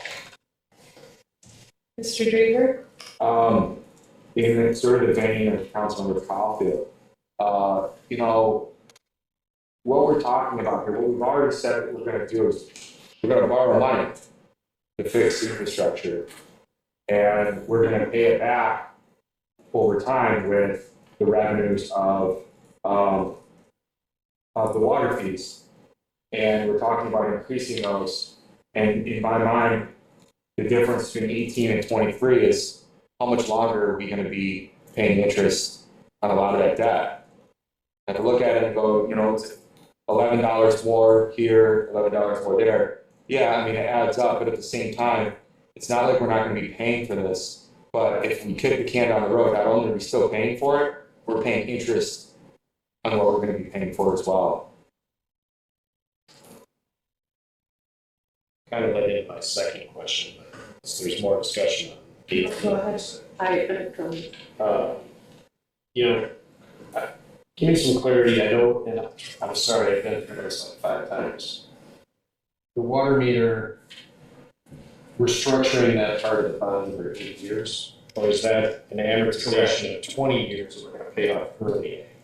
So based on Andy's projection here, he's got the debt service payments, with all the principal and interest, it'll total 6.8, interest rate about 4.25. The meters itself are 8 years. The sanitary sewer repairs are structured over 20 years, and the sewer generator over 6 years. That's what he had, but yeah, I mean, the only thing that I look at this is I say, okay, if you take, what's the portion? I think it was 1.8 for meters. Yeah, let's call it 1.8 or 2 for meters. Right. That's over 8 years at 4.25 amortized 8 years. That's about $327,000 of interest expense. And for how many meters? Well, 75% of that. so that's about 3,700, close to $4,000. It's $100 a meter when a meter costs $350 on average. Mm-hmm. Like, that's a lot of interest payment to me versus saying, I mean, I know this is an easy way to do it because we can lengthen it out without assessing another fee on the water bill, but you start looking at the math like that, it's like, my God, I mean, 1/3 of your water, 25% of your water meter cost is going to be interest. I don't know. Well, it's definitely something we looked at, and part of our issue had been for so long is not having the full cash amount to be able to purchase it. So I was exactly where you're coming from. You're paying a lot in that interest fee, but we're looking at getting 1.8 or 2 million just to be able to buy on those. Then with all the other projects we have too and draining our fund, that's why we came to that realization. But you're not wrong when it comes to looking at how much that principal interest would be. But that's Mr. Coughlin, how about if we get the rest of the discussion on the table, and then if you want to amend the motion? The current motion is based on the recommended 18%, so if we need to amend it, we can do that. Did you have anything further you wanted to add? I'm just trying to open up the discussion on that. It's not. Scout, you said you had a comment? Yes, I do, and I'll repeat some of the things that I said last time, seeing how we had issues with the access for the public and recording it. So, Max, I hear what you're saying over there. I don't buy all of it, quite frankly. I don't buy that. I don't agree that there is this absolute necessary hurry up need. According to the water study, there was low to medium risk. There was no high risk identified. Water reliability studies don't supply. Well, I think there's, Mr. Wiener, if you'd like to make a point of information to make sure that there's accurate But she's information. referencing the water reliability study, that was about water mains, we're talking about sewers and meters. Okay, so What we're talking about is raising rates. Now, I sat patiently and I listened when you spoke, and you were loud, and nobody interrupted you. Ms. And I Scout, I wasn't wouldn't interrupt you, interrupt just so we're clear on me. Robert's rules, this isn't personality, it's policy, but Robert's rules does allow a point of information, so if something incorrect is presented, if the An council extra members to a do council member. have the authority to interject, So so. and when I sit here and speak, everyone always interrupts me, so it's like, it's part of the course, and no one else gets interrupted on this board but me. So I'm gonna give you some facts, okay? Now, Councilmember Wiener said that 10% of the water rate increase is going to be, the 18% as it sits right now is going to be used. But quite frankly, we're not getting, every resident is not getting a 10% increase for their rates from Leewalk. So they're increasing their costs 10%. Their cost to us is $193,000. That's the increase cost. This 18% would collect $1,021,000. So our cost goes up, but we're collecting over $1 million with these increased rates. And you want to use that money to borrow for a bond. So the remaining $800,000, you want to use $700,000 of that to pay for a bond, to fund more capital improvements on top of the $2 million we already collect from our residents, which you had then said was what we needed, and this was enough, and now it's not enough because you've paid for another study, and that study finds low to medium risks. You want to replace all the infrastructure for 6-inch pipes to 8-inch pipes when they say it's low to medium risk, and you want to raise our rates to collect another $1 million. So that water and sewer fund will be collecting $2 million for the village and $1 million for these increased rates. That's $3 million a year for your projects that you would like to do, which you're calling that this is an absolute necessary, but I don't find low to medium risk as defined in the water reliability study as high priority in terms of, and if we do put those on the capital improvement plan, we can just fold them in. So I don't, if we're going to raise them 18% and we have $800,000 to work with, why would we not just spend that money instead of spending it to borrow $6.5 million? And I say to myself, that doesn't really make sense to me. And then I say, well, there's got to be some other reason to be doing it. Because if you're going to collect $1 million, you're going to spend $193,000 to cover the increased costs from GLEWOC, leaving us $800,000, but you want to use $700,000 of that for a bond so that we can collect $6.5 million. And I say, why would we do that? Why would we just not use the money and then pay for what we want to pay for? We don't have to worry about these interest payments that you're referencing. But the benefit is that we get this money up front. So what do we need that money up front for? For low, medium risk projects? I say no. I don't think that that's in our best interest to do that at this time. We can take those changes and fold them into the existing plan. And at a later date, if we can address. But we are continually putting pressure on our residents in this water sewer fund. And what I'm seeing is, okay, well, why do we need the $6.5 million now? I'm seeing increased costs going into the water sewer fund. Tremendous amount of costs. We've gone from 2 years ago, 600,000 to this year, 1.7 in terms of personnel costs. That's So- correct. Okay, give me the number then. Give me the number. Clarified that last meeting, I did you get the number No, it's appropriation? But you get the moment, it's important to get the accurate information on the table, that's a key one. We're not increasing personnel costs, it's a reappropriation of the dollars, correct? And that was discussed during our audit. Yes, I actually went and looked at the budget and I listed all of, in the water sewer fund, the amount of money that we spend for personnel. And those are for all the personnel costs that are in there. Which were always there. Yeah, there's 12 or 15, I think there were 2 assistants in there and some other things. So I am a firm no on this. I think that Max, you like to tax and spend. You like to collect money from our residents. You're collecting $3 million a year from our, if this passes, you'll be collecting $2 million for the millage and $1 million a year for this to put together for you taking out the entire infrastructure system. There's not another city that's doing that, not another one. And I think you're putting too much pressure on our residents, and I'm for that. Other comments? Mr. Seidel? You want to go? Councilmember-elect, so able to speak in. All right, thank you. So I will go on the record for myself and say that I am a huge proponent of taxing and spending, especially when that spending are on projects that are infrastructure.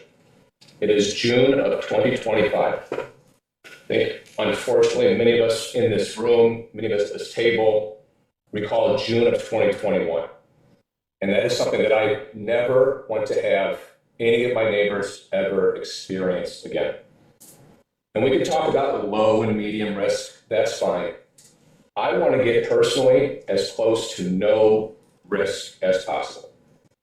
So when my neighbors come to me, right, they look for us here on council to make sure that we protect them, and that protection includes many things. We could talk about public safety, right? But infrastructure is a critical component, especially in our aging community.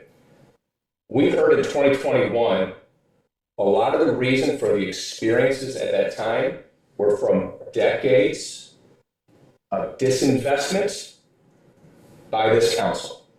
And I'm not going to allow the opportunity when I'm on council to not invest in things our community needs. And I think infrastructure, when we talk about tax value increasing, there is no greater way besides destruction of public schools than to decrease tax value than by having major catastrophes impact the community. So I am a strong component of taxing and spending. You can put me down for that when it comes to infrastructure for our community. So I'm in favor of not only 19%, but when experts come here and tell us what they, from their professional experience based on decades of studying municipalities, and they recommend 23%, I'm in favor of a motion to come on the table to go as high as possible, especially because I know we have a finance director, a city council, a city manager, who we can go to our neighbors in the public, and we can show them where every darn dollar is going, and they can see it and they can feel it. So that's where I stand. I want to make that comment. Thank you. If I can rebuttal with that motion, that is exactly why I was questioning the percentage. And you wrote it up. I mean, I don't want to see us kick the can down the road anymore. We're dealing with 100-year-old infrastructure that has been beating this horse. I mean, that's why I'm asking, like, why are we, if it's logistically logical to go to 19%, I do not want to overcharge. But if we have a professional firm telling us that it's 23, I want to know why we're going to 19. Sure. So it depends on what this council has an appetite for. Obviously, I'm very acutely aware of the burden on residents. But yes, I mean, if there's an appetite to go higher, I think that would be a wise move. Now, let me reiterate, and again, this kudos also to the finance team. We are extraordinarily transparent with how we're allocating this money. So one thing I can assure you when I'm on here with everybody who we're working with, we're laying out the budget. There's one reason I keep citing the capital improvement plan. This body voted for unanimously, and we are adhering to the letter of what we voted on. So, I mean, if there's an issue with what the capital improvement plan was, we probably, or again, Councilmember Bell, if you have an issue with it, you should have voiced that when we voted on the plan. Now we're talking about adhering to that plan. I don't want to get into the weeds of the engineering side of it, but there's some conflation here. Again, the major projects we're talking about here, the water meters, again, that was a huge outlier. And the resident just talked about the billing, receiving a high bill. That is directly in line with the water meters. And doing this systematically is a great move. And then the sewers. We've been super proactive, obviously with EERV, we've been doing sewer cleaning. We just removed 13 dump trucks worth of debris from the sewer systems this year alone. We're mapping everything out. This is now the first major project of relining the critical sewers as a priority one. I think this is a wise move.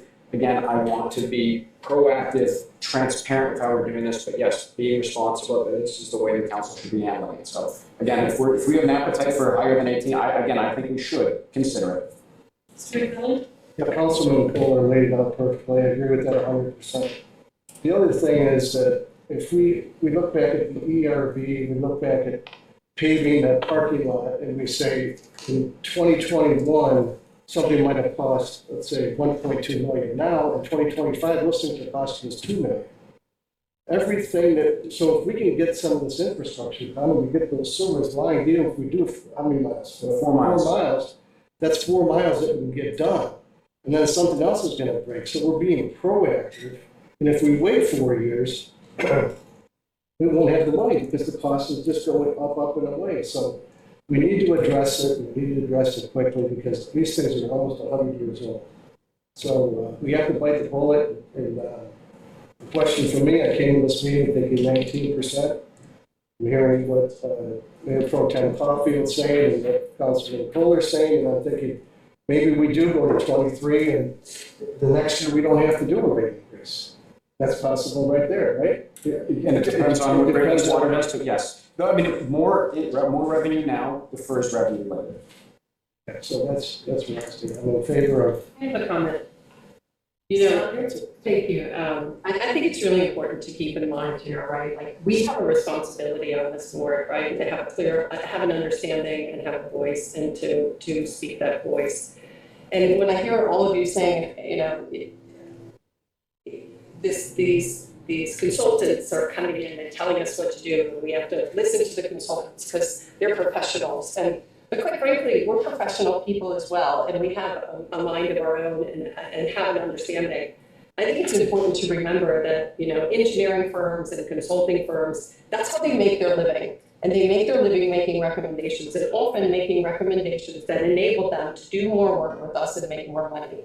So while I think it's important to listen, it's also important to listen to your own self as well. And, just because a consultant says it, or just because a sales guy tells you you need it, doesn't mean you always do. Because sometimes it means more business for them, and they may be in there, and I'm not saying that this is the case, but it's important to remember, they're not the be-all, end-all of everything. That sits with us here, not them, just because they said it. And sometimes it's common sense, just common sense.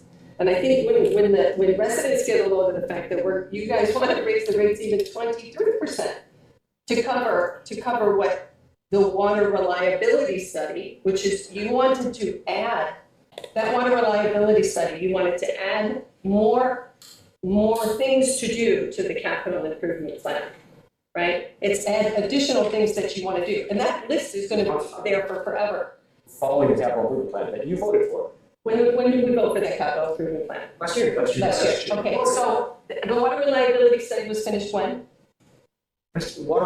When was the water reliability study finished? I'm speaking to. I think if you could just summarize, Ms. Gallagher. Yes, we voted last year on the capital improvement plan. You have just added to the capital improvement plan from the water reliability study. Point of information, the capital improvement plan remains as it was approved. There have been no adjustments or amendments. So the bond money that you want to use is not, so those are the capital improvement plan. Right, I think so. I just want to be clear. Right, the whole list from the water reliability study, the work that you just referenced here that was of the utmost importance is not on the capital improvement plan. Because it wasn't identified. I honestly don't know what you're talking about. I really don't understand what you're saying right now. I'm sure you don't. I think just so it's I'm clear sure for the you don't. community, we did approve a capital improvement plan, I do and what's being proposed with the rate In increase line and with- projects funded for it are absolutely in alignment with the capital improvement plan, just so that is clear. Okay, just so that I'm clear, when was the water reliability study completed? We, When was it Skylar, completed? we just clarified for you that the capital improvement plan is in alignment with that, so I think it's time to move on. So I just want to be clear so that I understand, The capital okay? improvement plan. was- The items that were identified in the water reliability study, just this last month, was presented, I right? think we're gonna move on, I'm gonna Yeah. call, So where is it? we established that for you. I guess, to go back, just to my one, I guess, let me clarify. I think even Councilmember Kolar said. In our capital improvement plan, I guess what I'm asking is 19% cover that plan. Yes. It would cover this trench, so there was 3 primary, year 3, year 5, yeah. So it would cover this one. Now, again, a higher water rate will defer lower, higher water rates later on. So I mean, I guess the question is, are we looking to amend? I mean, clearly, I think we can go higher than 18. We need to put a motion on the floor to amend, I guess, this, I guess, what's the appetite here? Can I do one point of clarification here real quick? So I just want to lay it out to remind our council.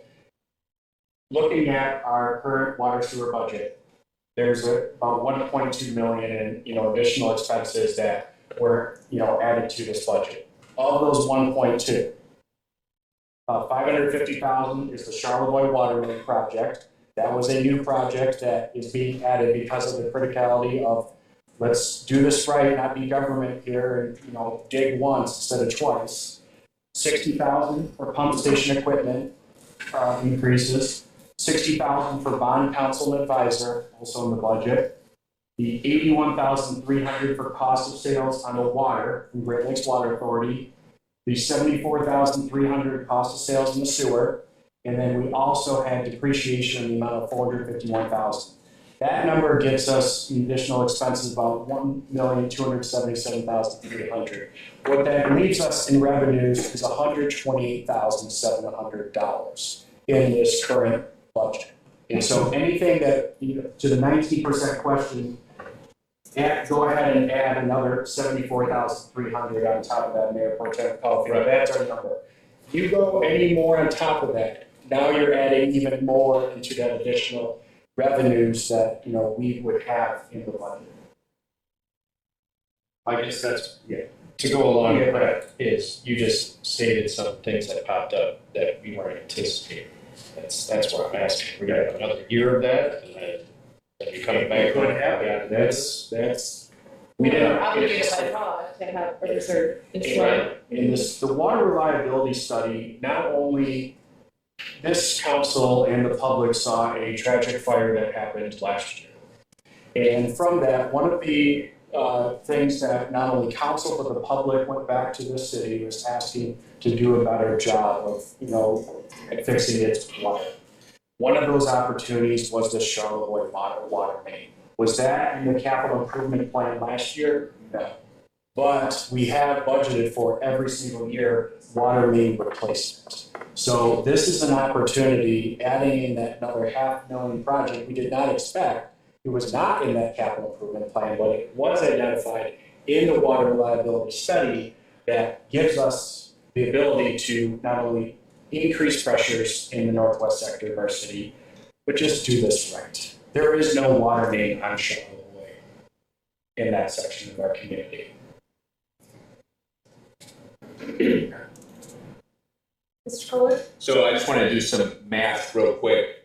We have in front of us here the combined 2025, 2026 proposal with an 18%, which shows 242, and then the 19% that shows 246.50, correct? And so if I just want to verbalize the 23%, I'm doing the math of that 1% equals $4.50, right? So $4.50 times the 4% difference would be $18, right? Am I good? If you take the 18% to 242, if we went to 23, that's $11 a month. Got it. So I guess I'm essentially at 264 430 is what it would be in the Yeah. combined number at 23%. You take the 19 with that. So, and then I just want to lay out, you know, what it was in the current year was 206.83. And so even at a max 23%, right, or I should say not even, but at a max 23% here, if we're using that number based on what was given to us, the recommendation, we're essentially on a bi-monthly bill, the increase amount is $58, which I'm just going to round up and say is essentially $1 per day more on average that a taxpayer would be paying at a 23% rate. Yep. Got it. And so what I'm saying here is, again, you're telling folks that's what the annual increase is if we were voting that max 23%. Got it. Thank you for checking my math as I walk through it. Yeah. No, I did it like 15 times. Okay. So is somebody willing to make a motion? Or are we not there yet? We need more discussion. Before I make a vote, I don't want to beat this water meter. I mean, it is easy to bond it out. I get it. Instead of just hitting a flat fee. But is there any interest on this board getting alternatives on the bond to these meters? Sorry, He's saying it would be better just to Just on the charge water. residents for the water meter. So we've discussed this, again, the water meters, the efficient way to do this is to do a complete rollout, a system-wide rollout.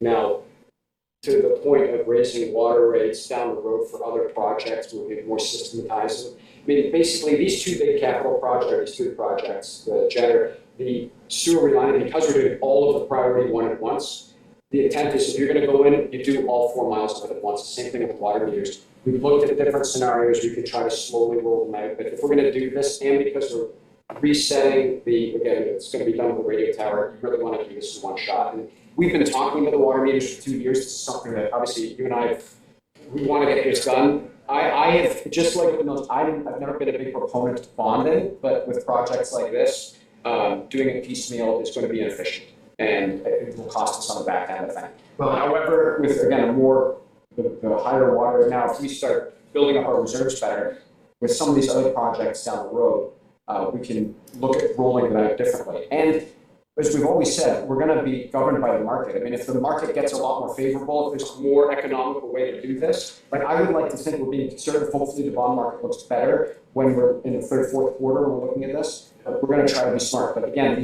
these projects are big ones, huge dividends right away. These are 2 big projects to move on. I think just to be so clear to the residents, because you and I have looked at this for yes. a lot. I mean, these are water meters that I know the city, most like city has.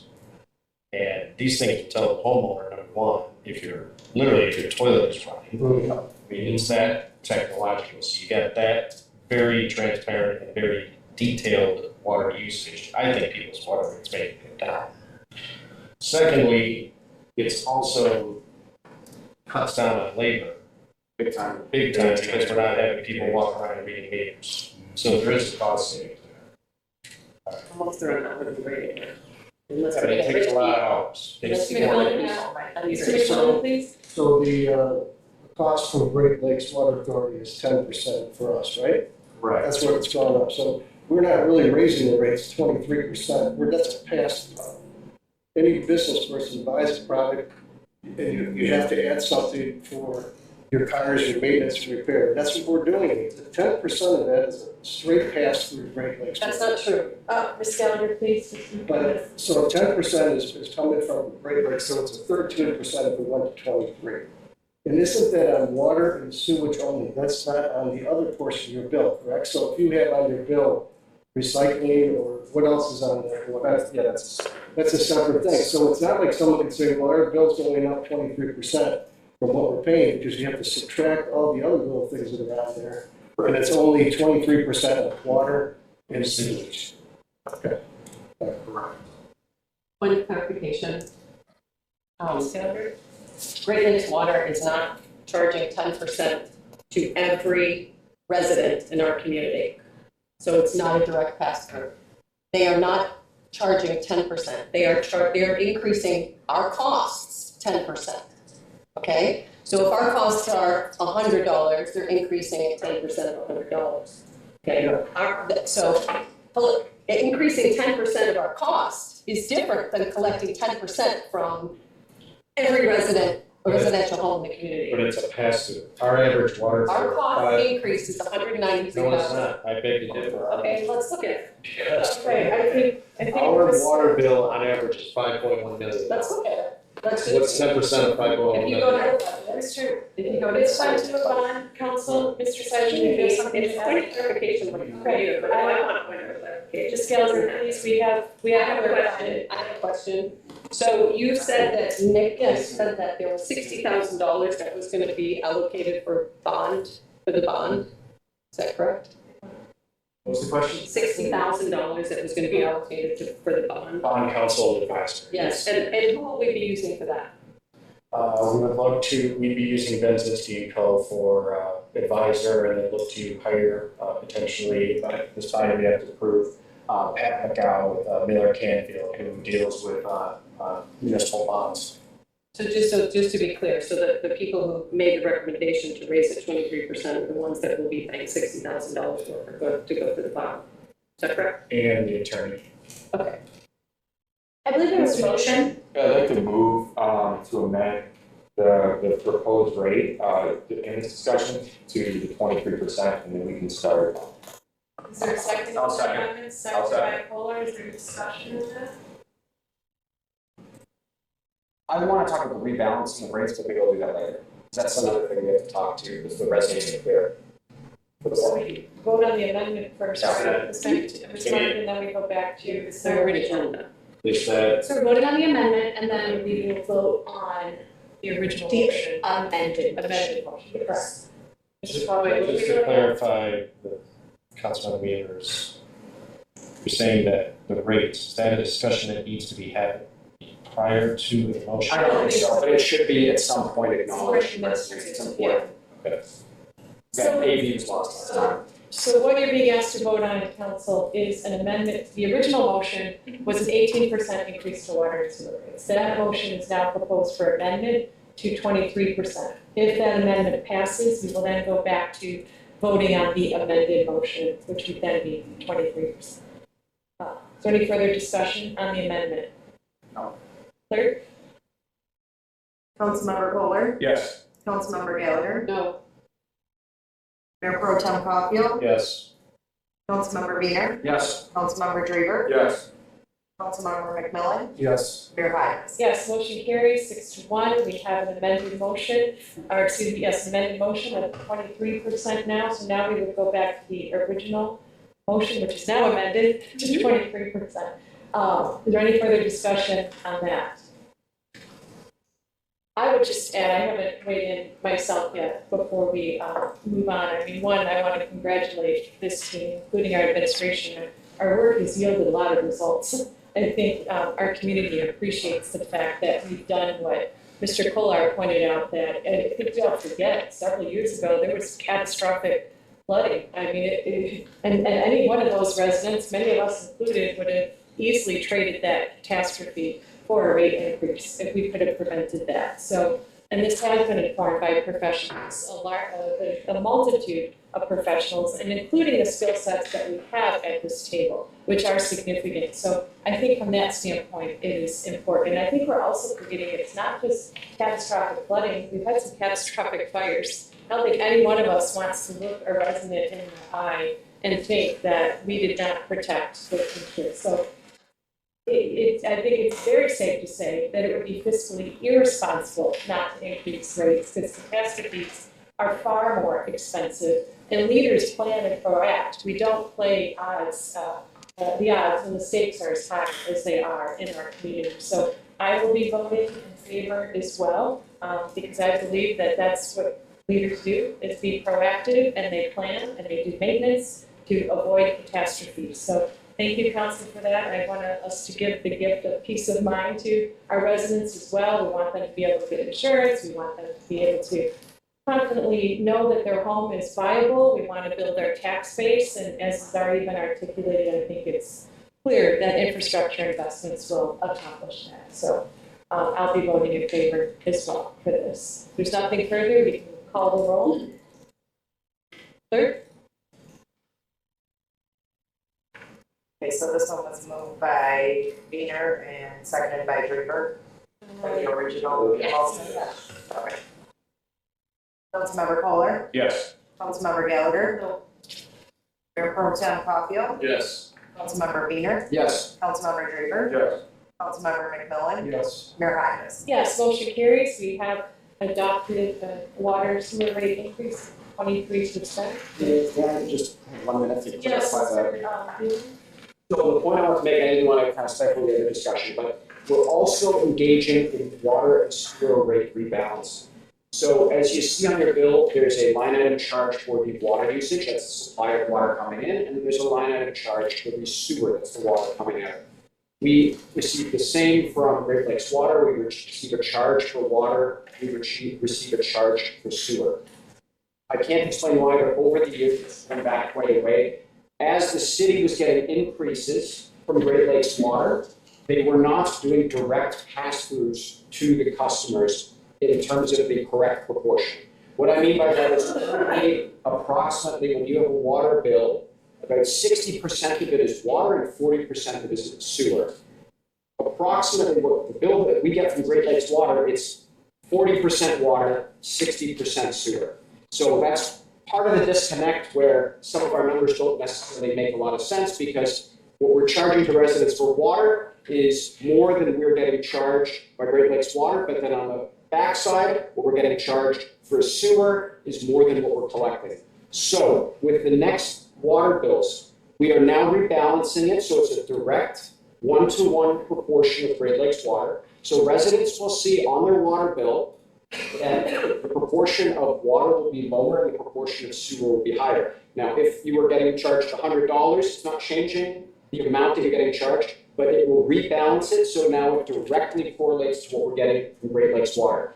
This is just so there's more transparent accounting, so it makes more sense, but I don't want residents to be startled when they see, again, all of a sudden they're used to the water being the higher portion of the bill and the sewer. That's actually kind of the standard. I want to say my business is, it's like 70-30 sewer to water. I was always taken aback with my bill here in Grosse Pointe Park. So we're now taking this opportunity to correct that. Again, it is not changing the net charge to the residents. We're just making sure that it's a clear pass-through on accounting, so our budget makes a lot more sense. Okay? Thanks, Peter. All right, Council, we will now move on to the next item, which is the public hearing for the annual budget adoption. Just to recap, the charter does require that we hold a budget workshop, which was conducted at our last meeting, and that was intended to inform not only us, but also the public, so you could then have an opportunity to process that information prior to the actual vote, which is expected for this evening. So it's your opportunity, community, to be in dialogue with the council and help inform that vote, and to provide the input and feedback that is necessary to make certain that we can fulfill our fiduciary responsibilities, which is certainly one of our most important ones. And Mr. Seisel, I think you can confirm that the notice was published as required and posted as required. So with that, Council, the motion in front of you would be to open the public hearing on the proposed budget for FY 25-26 as provided for in section 8.53 budget hearing of the city charter. Is there a motion? So moved. A second? Second. Second by Caulfield. Any discussion? Clerk, can you please call that roll? Councilmember Kohler, Yes. Councilmember Gallagher, Mayor Pro Tem Capio, Yes. Councilmember Wiener, Yes. Councilmember Draper, Yes. Councilmember McMillan, Yes. Mayor Hodges. Yes, motion carries. With that, Council, we are authorized to open the public hearing for the 25-26 city budget. And I would just remind you all that are assembled here, you do have a 3-minute opportunity to come and share your thoughts about the budget. Is there anybody who would like to be heard?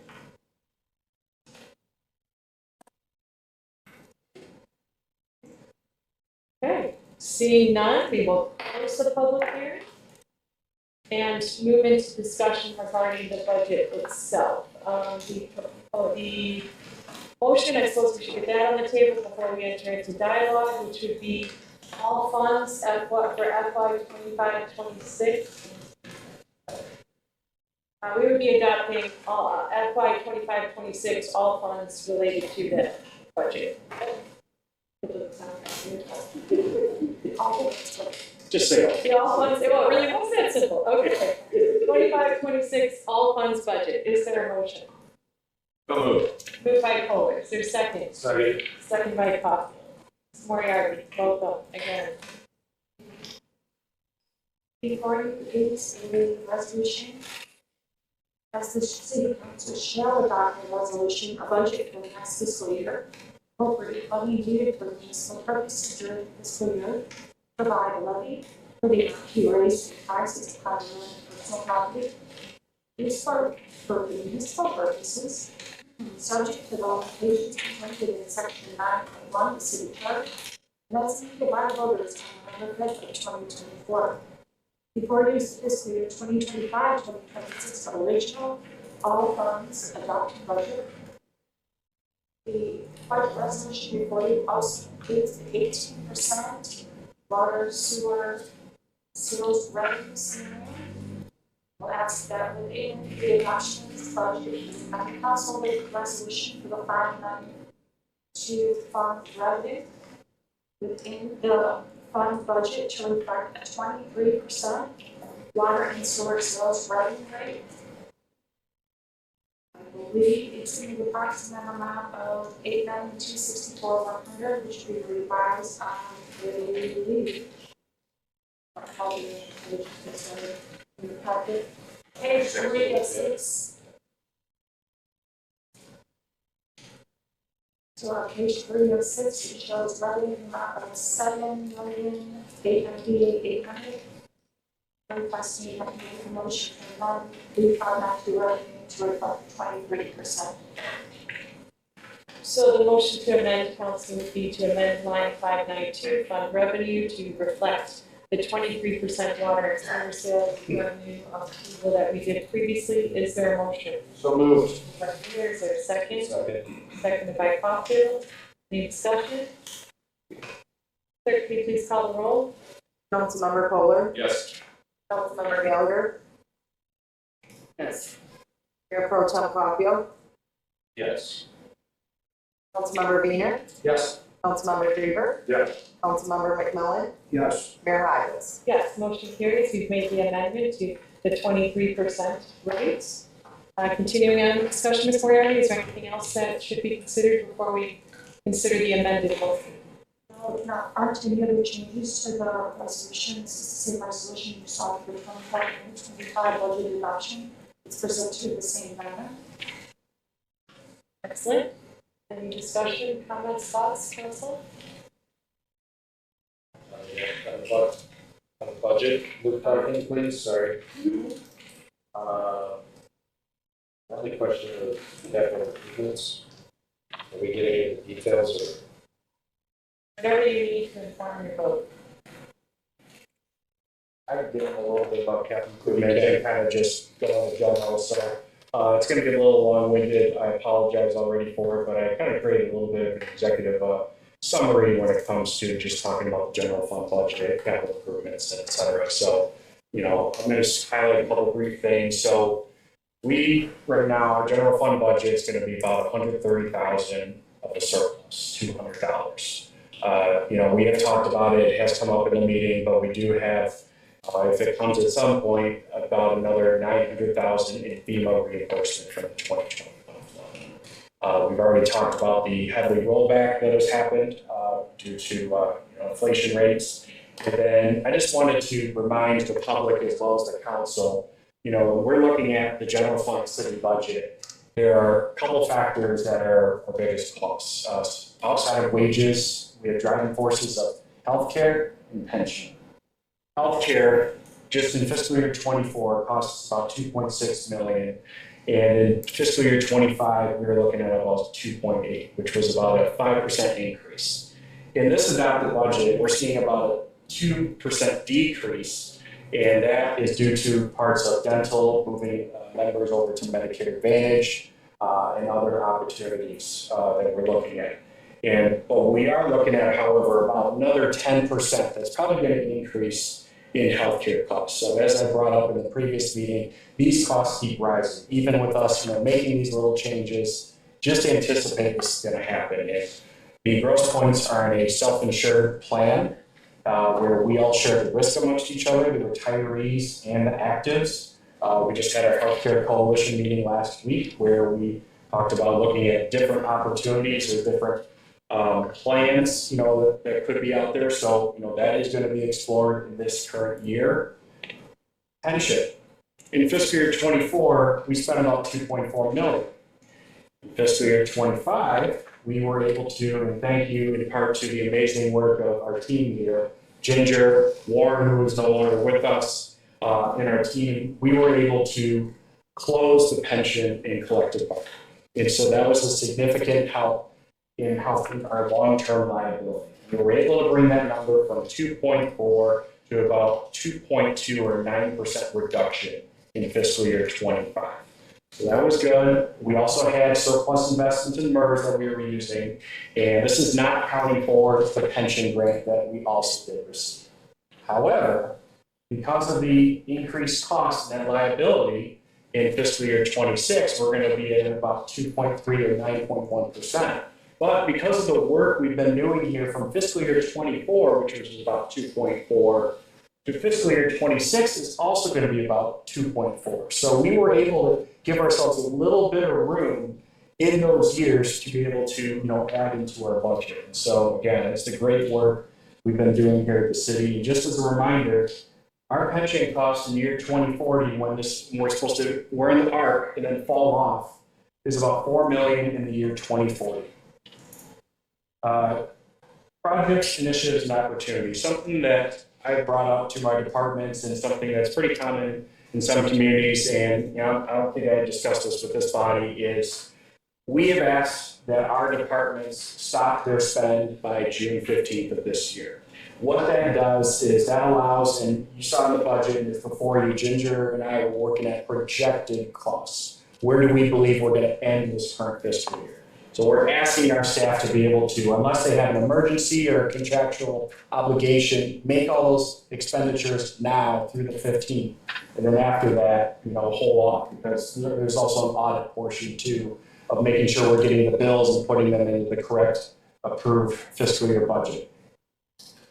What this also does for us is it also allows us to project and see what is it that I can carry forward in fiscal year 24-25 into fiscal year 25-26. Right now, we're projecting at about $300,000, and that's not even of what we're going to be discussing later of a potential sale that, if that goes through, could be added into this budget for land. That's in a separate agenda item.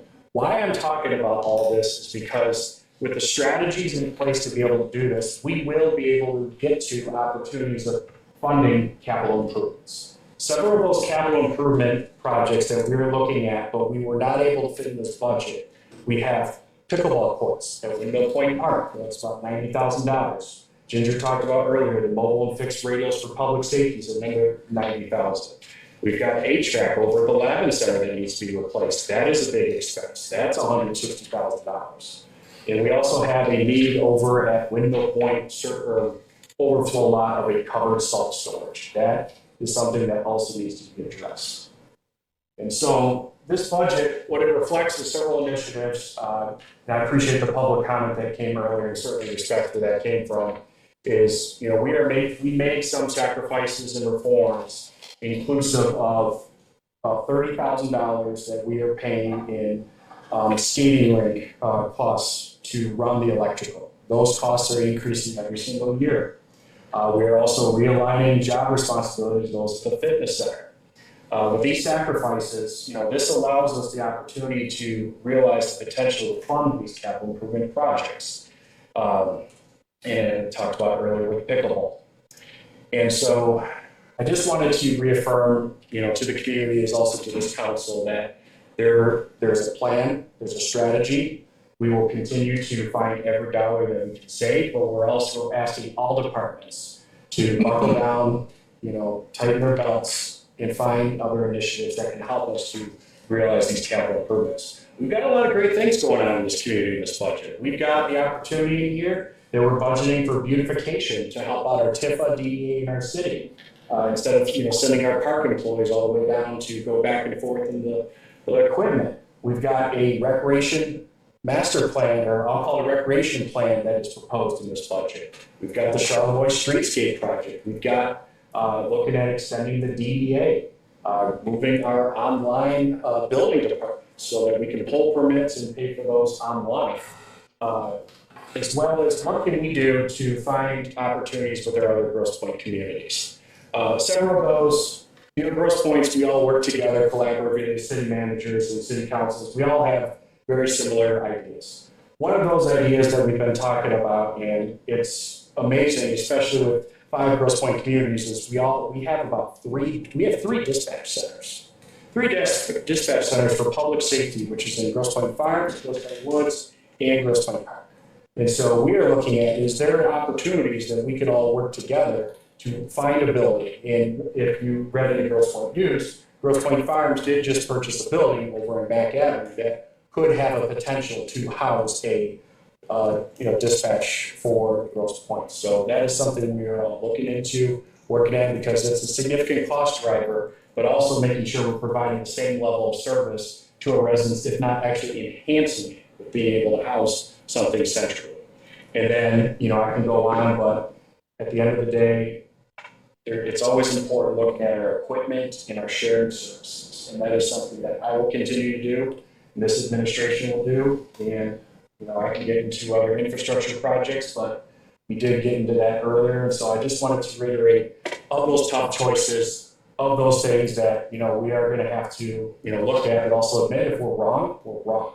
And we will go back and fix that. So I just wanted the community to know, as well as those on council, what we're trying to do here. So Thank you, Mr. Chairman. Yes. Questions, comments? I mean, I just would look at the finance. And I said it so many times, but I'll say it again.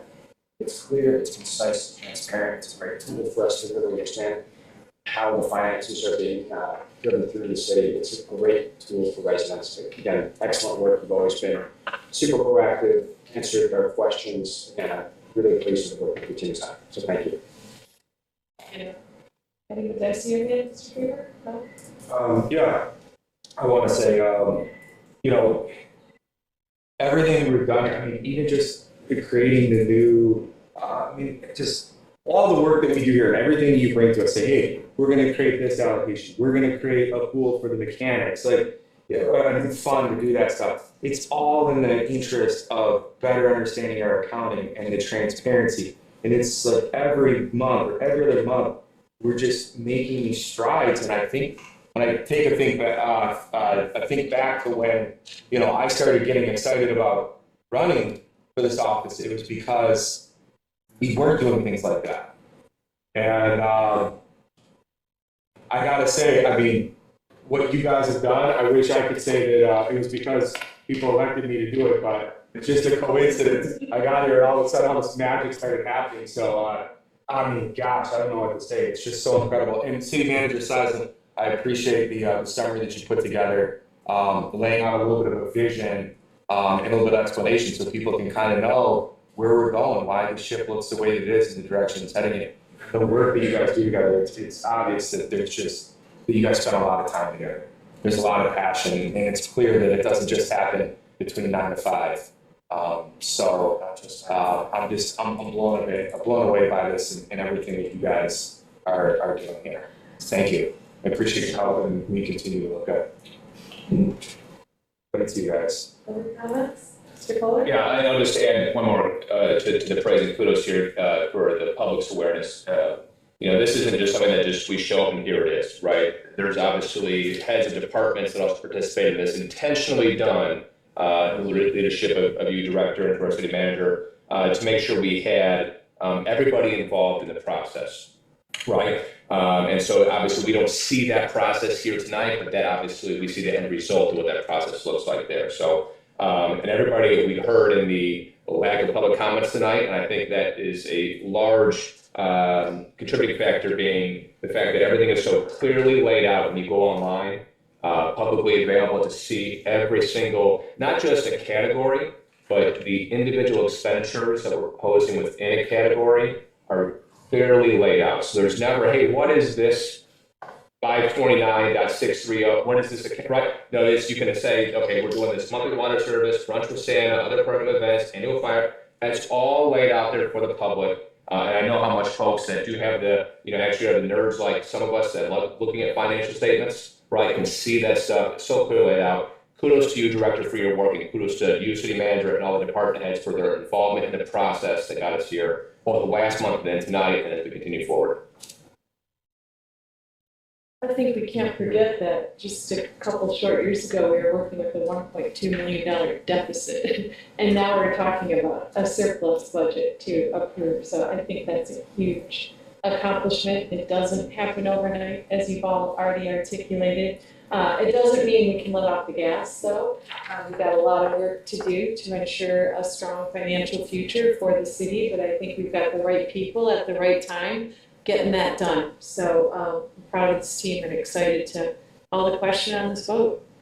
I'd like to make a comment. Ms. Gallagher? Thank you so much. I would just love to be in a kumbaya here, and I think there is some good work doing here, but over the course of time, what I've seen and what I feel as a resident living here, I feel like a lot of my services are not where they used to be. Picking up garbage, for example, and you alluded to it, I'm not a big fan. All the things that I would put out before, they don't pick up half of them. I've had to throw garbage in myself because they refuse to pick it up. We used to, I think we do picking up branches once a month. We used to do it all the time. The ice rink, I think the ice rink, it's ridiculous. These are the services that are, we're asking our residents to pay 23% more in our water and sewer, but we can't pay enough money to put, to fund the ice rink. Didn't we just purchase a new Zamboni to use it? I mean, to clean it? On the other side of it, right, we have our EMS services, right? We had these EMS services put out, and everybody was worried about how long it was going to take for them to come to our homes. And we just had them come in, and they spoke to us, and on average, in their emergencies, they're there around 11 minutes. We had an average of 2 to 3 minutes where people were, ambulances were at their door, and when residents call an ambulance, in their mind it's an emergency. But what we just learned was that they actually prioritize which one is an emergency and which one isn't. And unless they prioritize you as an emergency, don't expect a 6 to 8 minute for their commitment. So as a resident, and I see the quality of services in my mind lowering. And while I appreciate that we have to make cuts, at the same time, I feel like administrative staff has just exponentially grown, which has enabled the costs to exponentially grow. So, Nick, you talk about how you're putting pressure on the other departments to cut costs. I asked you, where have you cut costs within your administrative department? And I don't see them. So, I see staff expanding and the cost for that expanding as well.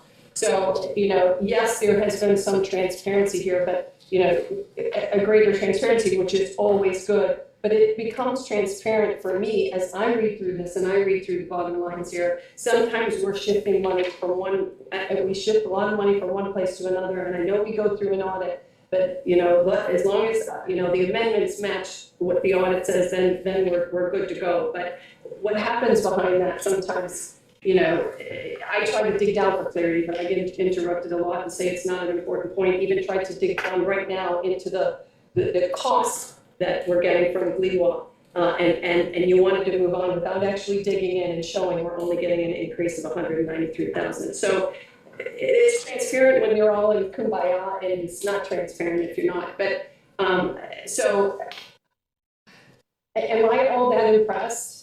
If I felt like my services were being better, then great. And in terms of the flood, in terms of this fear mongering about a flood, we've done a lot of work and put an ERV in, which I think is great, but let's all be clear there too. If we get a flood like we had in 21, people are gonna flood. There are still gonna be people here that flood because that's where it is. And as far as insurance goes for flood insurance, whatever we're doing underwater has nothing to do with flood insurance unless we're gonna put something that moves all the water out to the lake.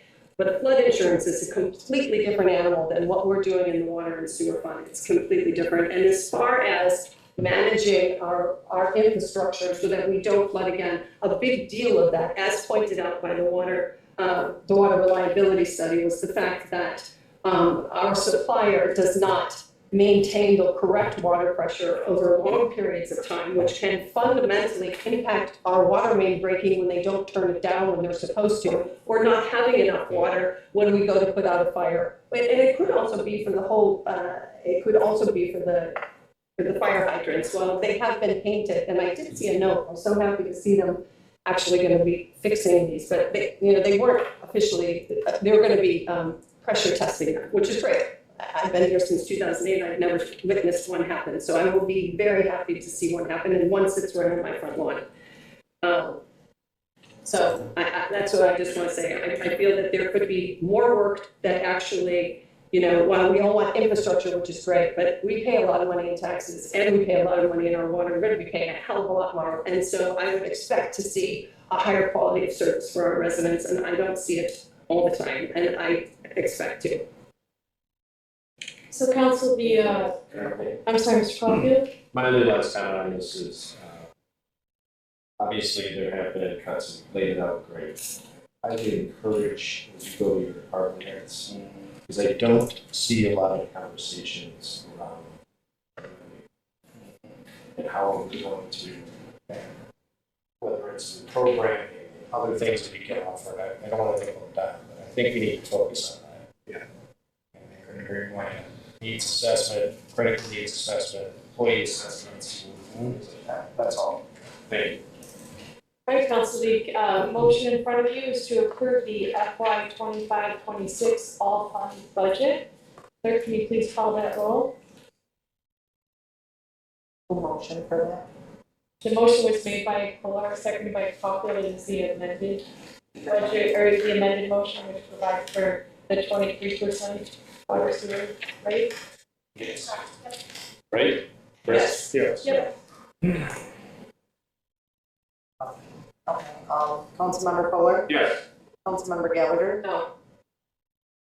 Mayor Pro Tem Caulfield, Yes. Councilmember Wiener, Yes. Councilmember Drever, Yes. Councilmember McMillan, Yes. Mayor Hodges. Yes, motion carries. We have an all funds budget for the coming fiscal year. Thank you all. Thank you very much. Ginger and Matt, thank you for service. Immensely. Next item up for our consideration is the City Hall summer hours proposal. The motion would be to approve that summer City Hall schedule on a trial basis from July 7th to August 28th of 2025. Is there a motion? Motion. Made by McMillan, seconded by Drever. Mr. Zeisler? Okay. Got some pressure because I got some staff here, so I'll try. Staff flexibility and work-life balance is turning more popular for our employees being a happy and healthy workplace. As well as a common request we hear at council, you hear it, how can we be more customer service friendly, especially those that work a 9 to 5 job. It's a little hard to come into City Hall to pay your taxes and or ask questions if we're only available 8 to 4:30 and you work a 9 to 5 job. So there's a couple things I want to get into, but not only the 8 to 4:30 is a tough time for your regular 9 to 5 job. It has worked for some time, it's been common practice, but it has presented those challenges, which is access in the morning, during business hours, contractors completing construction in our community. They want to get in early, usually before 8 o'clock, to get in and pull their permits or pay permits. And so we do see that demand, most common from our building department, of pre-8 o'clock to be able to get in. And also for those that want to come in early before they go to work. Second challenge is to close at 4:30. This is not the most customer service friendly time. It does not allow visitors coming to City Hall after work. Our staff here, they do a great job. I've seen Bridget do it. I've seen Matt do it. I've done it where we're getting ready to leave and somebody's coming, that just needs that one additional thing. Yeah, come on in. We'll go ahead and help you out. And that's what the staff is like here. So that's, kudos to them. Third challenge is we have heard from residents that take time off work to come in at their lunch break, to try and squeeze in time at City Hall. And then I'll get into, on Fridays, City Hall doesn't receive the amount of traffic as it does earlier in the week, especially those on Fridays. We also get requests from our staff that are, going and spending vacation time, which is transferred over into a PTO system.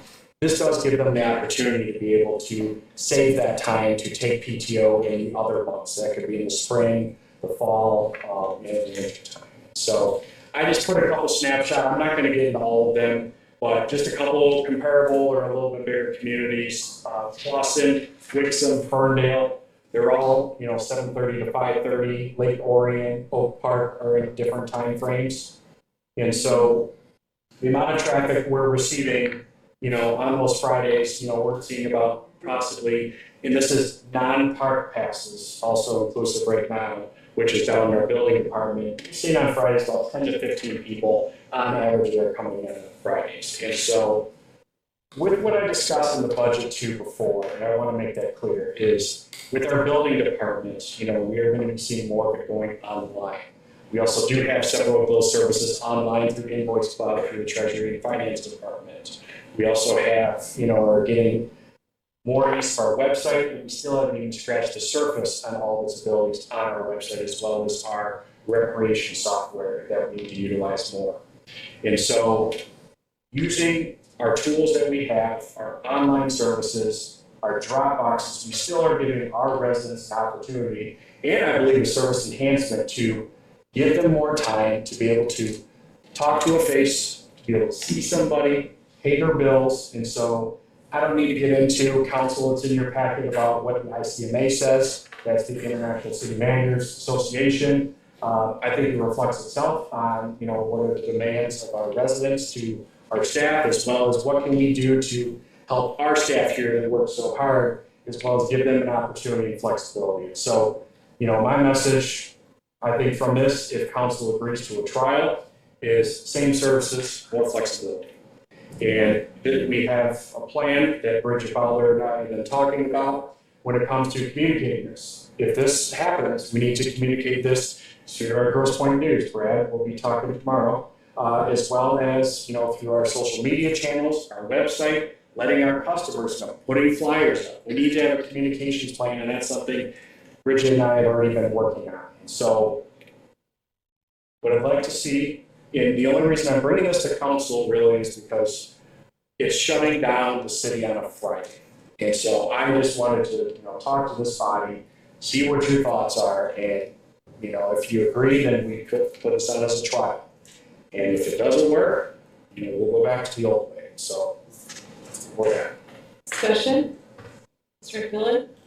I'm for it, I agree. One thing I wrote down was communication, that's key. As long as we follow through on that, people know Fridays are about as busy as they make sense. And in 2 months, we're gonna have a test, in 2 months, we're gonna know.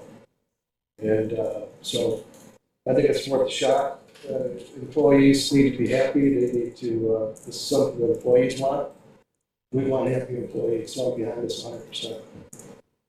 Mr. Greener? Yeah, I think that this is great. The idea of meeting our residents where they are, which is, after they get off work, I think that's great. I think it's a great way to expand our ability to serve residents. But at the same time, I encourage you to work with staff to figure out their needs and make sure that people are given the flexibility to, pick up their kids.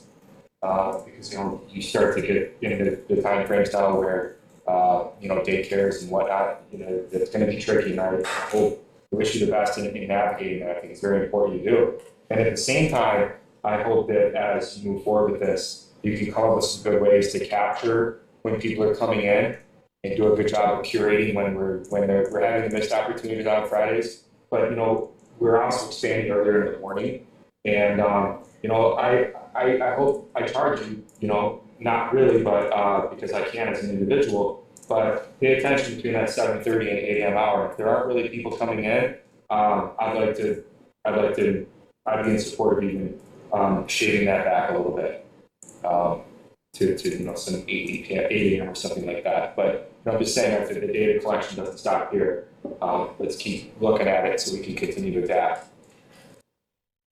Yeah, I'll second that. I mean, I think there's a reason that municipalities are trending this way. I think there's a lot of utility in it, not just for staff, but design. For me personally, I actually prefer these hours to be easier for me to work with. But the beauty of this is it's a trial. just like anything else, we have to take the opportunity, see if things work. If they don't, we can always adjust. We won't know until you give it an opportunity.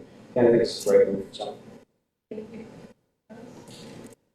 On the surface, I'm really not a big fan of this, just from the standpoint of City Hall being closed on Friday. I understand everything that's laid out, I want the employees to be happy. And I just wonder, can we keep open all 5 days so residents have access, but that you can manage with your staff? Maybe you do a 1 day a week late, Wednesdays we stay late, until 5:30, and that you can, if it is slow, as you say on Friday, run a skeleton crew, manage those hours and give those employees the time off. I just have a fear that on a Friday at the end of the month, someone's gonna come in and City Hall is closed and there's no access, and I don't know. And then the trial period, look, I'm not a big fan of this. I think we're in the hospitality business. I think we provide service, and we need to provide as much service and acceptance as possible. And we do this in my work, and try getting people back when you get after your trial. It's not gonna happen. I'm just telling you, this will be permanent. Do you want to go ahead? Great. In all the years that I've sat here, I have never received one email complaint from any resident that they couldn't get into City Hall. Or any resident complained to me that they had a hard time getting to City Hall because of the work. If people have an issue, they can call and they send emails. So I think what's driving this is your staff, and I can understand why, because they'd like to have, more time off in the summer, wouldn't we all? But I don't often always agree with Mr. Caulfield here, but I will agree with them. We are in the hospitality business, and we're servicing our residents. We're not here to service our staff. They're here to work for us. And what you're also proposing here is you're actually, you're kind of giving back 6 hours, but you're removing 8. So you have less hours available for the residents here than what is on a Monday through Friday issue. And I also am not in support of having nobody in the office on a Friday. If it's slow and the offices are closed, then it's in your best interest for your staff to say, hey, it's Saturday. It's Friday, and it's a beautiful July day, and it's really quiet. We're going to leave an hour early. That can go a long way for your staff, and I think just enough. But we're here to cater to our residents, and I think that we're really good to the staff here, and I think that they are happy, and I think that's good enough. I am not a fan of this. I will not be supporting it. Fuller? Yeah, my only comment, I guess these are all valid points my colleagues made up here, right? And I just, look at kind of like a hybrid model there. I see Utica, it's something that seems like it's nice. At the end of the day, we're doing here, I'm in support of, we got a post-July 4th, pre-Labor Day trial. I can live with that, right? I understand the concerns that were laid out here before us, and they are valid concerns, right? But we shall see, right? And it's a trial. Of course, at the end of the day, we're trying to find the best way to serve our staff, right, and I'll serve our community here, and we'll see what we get out of the trial. So look forward to receiving some more information data to see how this trial period goes. I gotta agree, my first reaction was, it's probably not gonna work, but I think Mr. Seisland, you've obviously done your homework, you've researched it, you've laid out a strong rationale, and the fact that it is a trial, I think gives us an opportunity to measure and adjust and see how it goes, because our residents are number one. So I'll be supporting it just because I think the rationale is strong, and we do have an opportunity to edit and adjust if it doesn't work. So once again, residents, please keep us informed. You like it or not like it, and because there could be a time where you got a bill that's due the next day and you go to pay it thinking City Hall is going to be open, and oops, you're not, and you're paying late fees or something. So I think we are going to need to be monitoring closely the caucus. Yeah, you made the comment about technology, and I'm all for it. We pushed to get a new park system, we pushed to get a new website. How long have we had that implemented? Which one, the website or the website? Probably been a little over a year. Rex software, probably close to that. And it still can't pay online for most things, especially in the Parks and Rec. I understand this, and that's kind of why I'm really questioning this move. I think it's great for the employees overall. I'm not opposed to that one bit. we talk about, we approved a new technology platform that obviously is half working right now, let's just admit it. You still have carbon copy receipts for kayak rentals, you gotta chase people down with a check. I mean, I'm not trying to be nitpicky, but it's like you talk about all this stuff going online, and I'm just imagining a builder coming in on Friday that needs to get a building permit because we can't get it online.